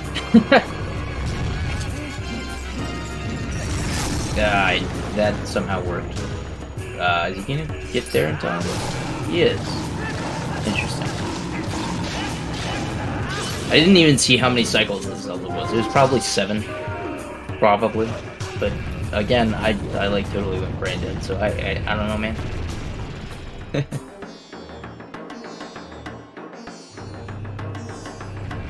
Kitcot is just walking slowly towards the dino folks. Very, very nice.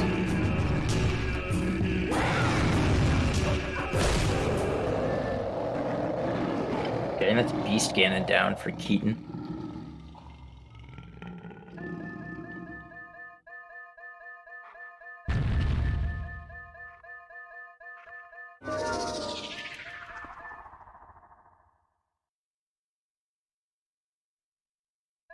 I don't know why Kitcot isn't throwing the boomerang at this guy. Wow. I'm sorry, I'm just mesmerized by this Aroldo's fight. This is amazing. Cool. Is he gonna jump back in the air? Okay, good first hit by Keaton. I think he's gonna jump back up in the air. And he's not gonna boomerang him. Oh no. No, no, no. Sad. Alright, looks like horseback done for Keaton. It should be like a low 332. I'm thinking big money, no whammy, 332.19. That's what I think. If I were a smart man, I would say 332.23 because I'm guessing he's actually gonna miss one of these spins, but I'm going full bore 332.19. That's my guess. All right, let's see.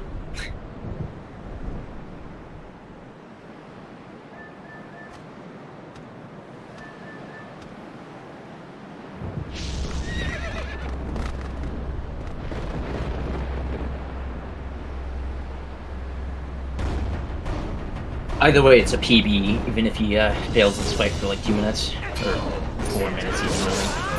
1. Ah, he's early. I should have done this. Damn. I should have guessed 23.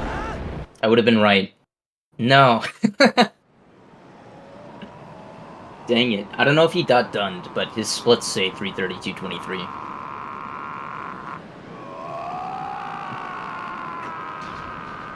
Okay, yeah, there you go.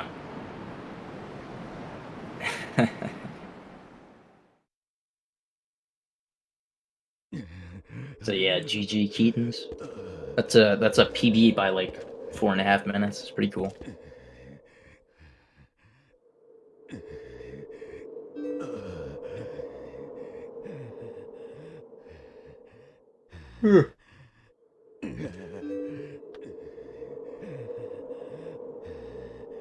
Only 3s and 2s. Yeah, that's true, I guess. Should have waited a minute 10 for the 3:33:33. That'd be really nice.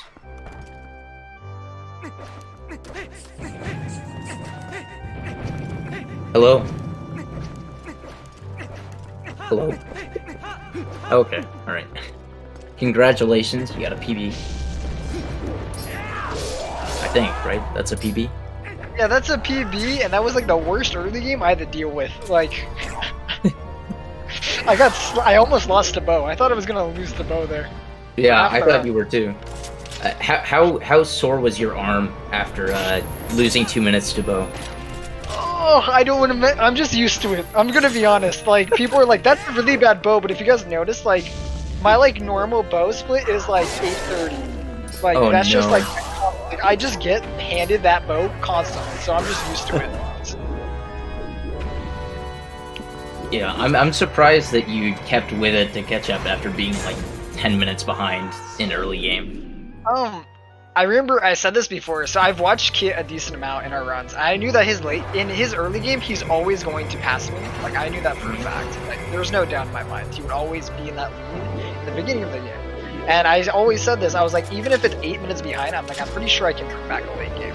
Like, no matter how bad it is. Like, that part, like, I've practiced late game, I've learned late game from a lot of the people in the community. And so, like, I do a very solid late game. Even though I choked a good amount of, like, Palace, I got cheesed, like, really hard a couple times. I was so sad. Yeah, I didn't expect you to come back in the very specific way you did. Because, like, Kit missed a bunch of, like, crazy things. It was strange. Like, he forgot the boss key in Arbiter's Rounds. Yeah, I heard that for a little. That was when I told my chat, I was like, I don't really want to hear about Kit's run, I just want to focus on mine, because I don't want to hear him failing, right? I want him to be doing his best, right? Yeah, he had a really bad Palace, too, and lost, like, 2 minutes on Po1 skip.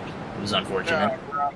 And, like, the Stalwart, like, too, he got, like, he failed the quick knockdown and then took 3 cycles to actually kill. Oh, damn, that's really bad. Like, that's rough run. His early game was incredible. Like, when I saw his early game, I was like, oh, man. He is giving me a run for my money. Because I thought, like, oh, maybe, you know, he's a bit of a newer, he might struggle a little bit with Hugo, maybe EMS. He's just zooming. I, like, checked the time, I'm like, oh, he's already at Master Sword. I'm still at Hugo. Like, okay. Yeah, he got first try everything until Ruby Roll, which I think he missed once, and then he missed Pillar Clip twice. Yeah, I heard it. I saw the drowns. That's pretty much when I stopped, like, looking at the stream, because I had the tab open and I forgot to switch it over just to mine. I was looking at it, I was like, huh. I was like, that sucks. He just lost the, he didn't get GV, from what I heard, right? He did. He got it. Oh, both of you got it. That's kind of hype that we both got it. I messed up the roll part in Ruby Roll. How sad. He did the same thing. That's how he messed it up. I was so hyped. I was like, oh, nice. This might be first try. And then, like, I messed up the roll. I was like, ah. That's like the easy part of the trick, yeah. Actually, so I used to fail, like, for a while I was failing, what's it called? It was because I was racing, like, Ether, like, Crosser, T3, D, and all of them. I remember I used to fail the side hops in that, and then, like, I ended up grinding. I got told what I was doing wrong because I was going too far right, and I kind of learned, like, a perfect way to just really get it always and do it quickly, right? As long as I line up correctly with the fence, I'm pretty much always going to just be able to do my side hops, B once, and then instantly bring behind me. Yeah, did you get that from D3? Because I think I've seen D3 do that as well. I've got a bit of pieces of everyone, but yeah, D3 is the one who definitely taught. I think originally taught me like the strat, and then Dean helped me polish it pretty much. Right. Also, that pillar clip, I hadn't done early game in probably over a week or so. Like, I haven't done early game at all. Late game, I've been practicing a bunch, but early game, I absolutely dread for like fair reasons. I don't like Hugo. I don't like doing Ruby. I don't like pillar clip. Pillar clip's the fine one for me. I just really dislike the gauntlet of tricks, if you get what I mean. Yeah. Once we hit AG though, I was pretty calm. Like, I was really happy after that. Yeah, although you missed the jump attack, I think. Yeah, I'm glad that you knew. I'm glad that you knew about the save warp, because I actually didn't know that the first time I did that. I just reset. It was like sad. I think when I was first in the community, I saw Ether fail it, so I realized that I found out you could save it or like do the save warp. And then how was Fish? Oh, you don't want to talk. So I know you saw my more fuel. So I got 1 bomb I saw RNG it. on my first grab. That was really good. But I know she usually never gives me the regrab, so I was like, I'll just go for 2. And then she went so far up and then attacked me, and I was like, what? I was like, I it knew felt that was like I gonna fail. I knew it was gonna fail. I don't know why I you knew went for it. it.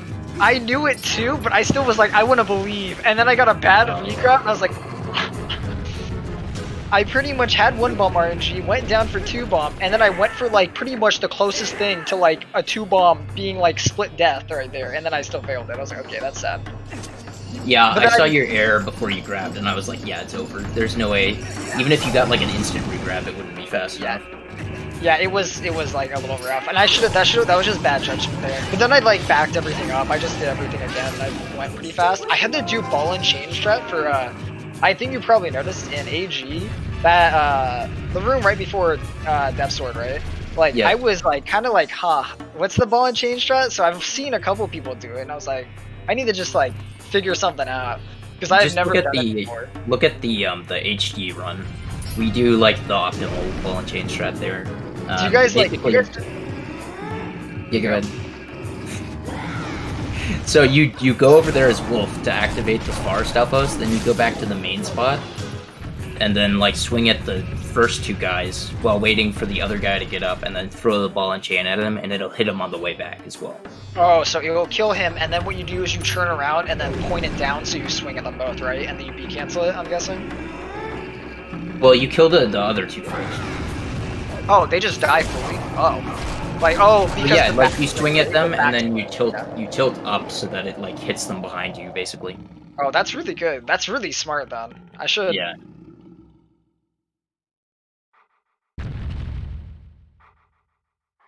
So, anyways, this is backup. Well, thank you for that. I will Yeah, no definitely take note of that because I'm trying to like learn more backups like in terms of every area. But like that was the first time I've ever like been 5 bombs down from more fuel. I was just like, all right, I don't want to like I'm not new, so I shouldn't be going for Zamp bombs, right? Like or like they're not the Zamp bombs, but city bombs, you know, where there's 15 there. I didn't want to have to go for that test. Okay. It's really smart to back it up, but I was like, I would rather take the small time loss of rerouting the ball and chain in AG than take the major time loss. Also, did you see my Moldorm RNG on the, what's it called? The PO 1 room? Like, I literally got mauled by them. Like, they were going through me like crazy the whole entire time. Honestly, I don't remember. I think I was actually looking at Kitcot, because I'm pretty sure he was ahead at the time, and I was like trying to figure out if he like forgot the boss, which he did. Wait, yeah, that was when that happened. So basically, Yeah. like, it's been a meme with like Dean, me, and Zach for a little while, but he's like, yeah, I've never been attacked by like both Moldorms, and like me and Dean, every time walking into that room, just get like ambushed by him like crazy. Like they will go after us, and like in that room, I think I got attacked 4 times by the Moldorms before, Oh, no. and then I slid through. I slid through while another one was attacking. I was able to get PO 1. I only lost like 10 seconds to them attacking, which was nice. Probably a little bit more, but I hate that room sometimes. Just look at them. Yeah, that's why I throw a bomb in there usually. Oh yeah, that's the like the good strat, so that they can't attack you at all, right? I've just Yeah. seen like after I saw Zach and a bunch of them just like instantly like roll over, get in position, and throw the boomerang to go. Like I've always wanted to just kind of perfect that, if you know what I mean. Yeah, if I did that, I'd have to relearn Po1 skip with like a different method though, because I target during mine. Oh wait, yeah, they do dry. I need to learn dry hit, like just getting the hit instantly, or like just throwing it instantly, if you know what I mean. I don't need to have my game on, right? Like, No, you can turn it off. I was like, I hope you didn't play my audio at all, by the way. Like, I don't know if I you don't did. think we ever did. I don't think we did. No. Well, I turned it on when you were at Cannon's Castle, but as soon as you guys, as you were finished, I switched it back to Kitcot, so no worries. I was like, I didn't have voice or anything. It's just that my audio is like, basically, all I was told is that you pretty much get RNG for like what your read to HDMI is like, and I got like the worst one ever. I have these vertical or like I have these like, not vertical, like slanted bars that go all across my screen. I have the worst audio I've ever heard in this game. Like, Yeah, looks like Kitcot just finished as well. nice. Hey. Hello. Hello. Okay, so basically that run was actually really good until it wasn't. Dude, Yep. you scared me when you went out of early game. Like I saw your Master Sword, and I was like, oh man, Kit really wants the win here. I was like, Kit's about to hard PB, and I was Yeah. like, all right, gotta keep going. Yeah, the troubles kind of started in like AG. Like I like, how do you forget the boss key? It's right there. Like I swear I picked it up, but apparently I didn't. Anyway, yeah, and then from there it just snowballed into like Path of Twilight, where I just couldn't even like progress. I was that like bad, so I lost so much time in like Paths of Twilight and stuff. So yeah, GG's. That was good. I think. Yeah. GG. I mean, it was fun. At least it looked like it was probably entertaining to watch. Like you were in the lead for a lot of the run, and then like people saw Yeah. it like slowly come back, which It is wasn't really just good one writing. person crushing the other. It was actually evenly matched. I've always said this too. I was like, I know your early game is typically much better than mine because mine's like whatever train wreck that was. Like that is just normal. Oh, yeah. But like, but all I ever practice is late game. So I've always said like, even if it's super behind, like there's Yeah. a good chance I can pull late game back over. I try to practice like all the game, but normally I just end up being way better at early game for some reason. Yeah, it's kind of weird. You and me are like the flip side of it. I'm the late game, you're the early game. Like if we put our runs together, like it would have been a really good run overall. Yeah, but- we'll be able to like beat someone like fucking Otti with like both our early game and late games. I don't know. Yeah. No, it was good. So I think this means that I'm eliminated from the tournament, and Keaton will be moving on to face D3. I don't know if that's entirely correct, That's but correct. I think it's Yeah, that's yeah, correct. cool. Yeah. I mean, I did want to win, but I'm kind of glad about this early because I'm gonna plug more tournaments if that's okay. Well, I don't care if it's okay. I'm gonna do it anyway. Like I'm like, like I'm doing the like a Scout Sword randomizer tournament, and that I kind of care about a bit more because I can actually have a chance of winning in that one. So good that I can focus on that. Don't you prioritize other games? I thought aren't you an SS runner at one point? Like, or don't you do other stuff? No, Like, I am an SS runner now. Yeah, I still do that. Oh, Yeah. okay. I was like, I'm pretty sure you're an SS runner, so that's what I figured. Yeah, I ran that for 3 years, and I did this one, and I'm still working on this one, as evidenced by this. Yeah, definitely. It's okay. I'm waiting to hop games in the near future, but Yeah. No, but again, GG's. Again, this race was evenly matched, and yeah, had a lot of fun. yeah, it was really fun. How did you enjoy watching it, Jaquade and/or chat? I thought it was pretty good. I mean, it was definitely interesting because it was never like at any given point particularly close, except for in Palace. But it was interesting to see the comeback over time. It was pretty fun. All right, Yeah. I'm guessing we're gonna head out now. Well, I do have one question. So also, I just won all of the channel points, by the way, because I'm pretty sure I was the only one who bet on Keaton. I bet Oh, all yeah. 500. Oh, yeah. My mod put in the wrong person. He put in Kit, and he was like, "Wait a second." Amazing. Oh yeah, rip Wonderful. everyone's channel point as well. Yeah. So I did have a question. So Kitcot, why don't you target whenever you're doing quick spins? I don't know. Okay. That's I think a you good would have question. saved some time by like actually targeting. Dude, I suck at everything in this game, but mostly quick spins. So yeah, Mhm. that's probably why they're so bad. I just don't target doing them. I need to do that.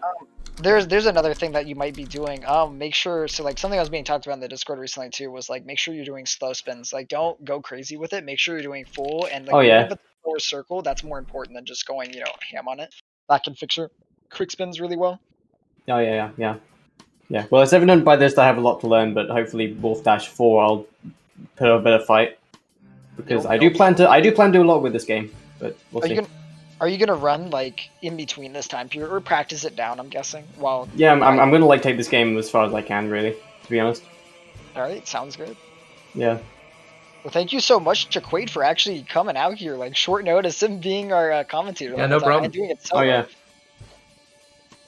I hopefully in the future I get to commentate with you in the near journeys or the near matches. All right. Yeah, I don't know what race I'm gonna try to commentate next, but sometime, presumably. All right. Any I'm guessing we're gonna go raid one of the other ZSRs and then we're done. None of the other ZSRs are up, I don't think. Hang on. Oh wait, no, there is one. Okay, never mind. I will throw things over to there then. But that being said, any final comments before I end things off here? Nope. No. I hate RNG. and thank you everyone who watched.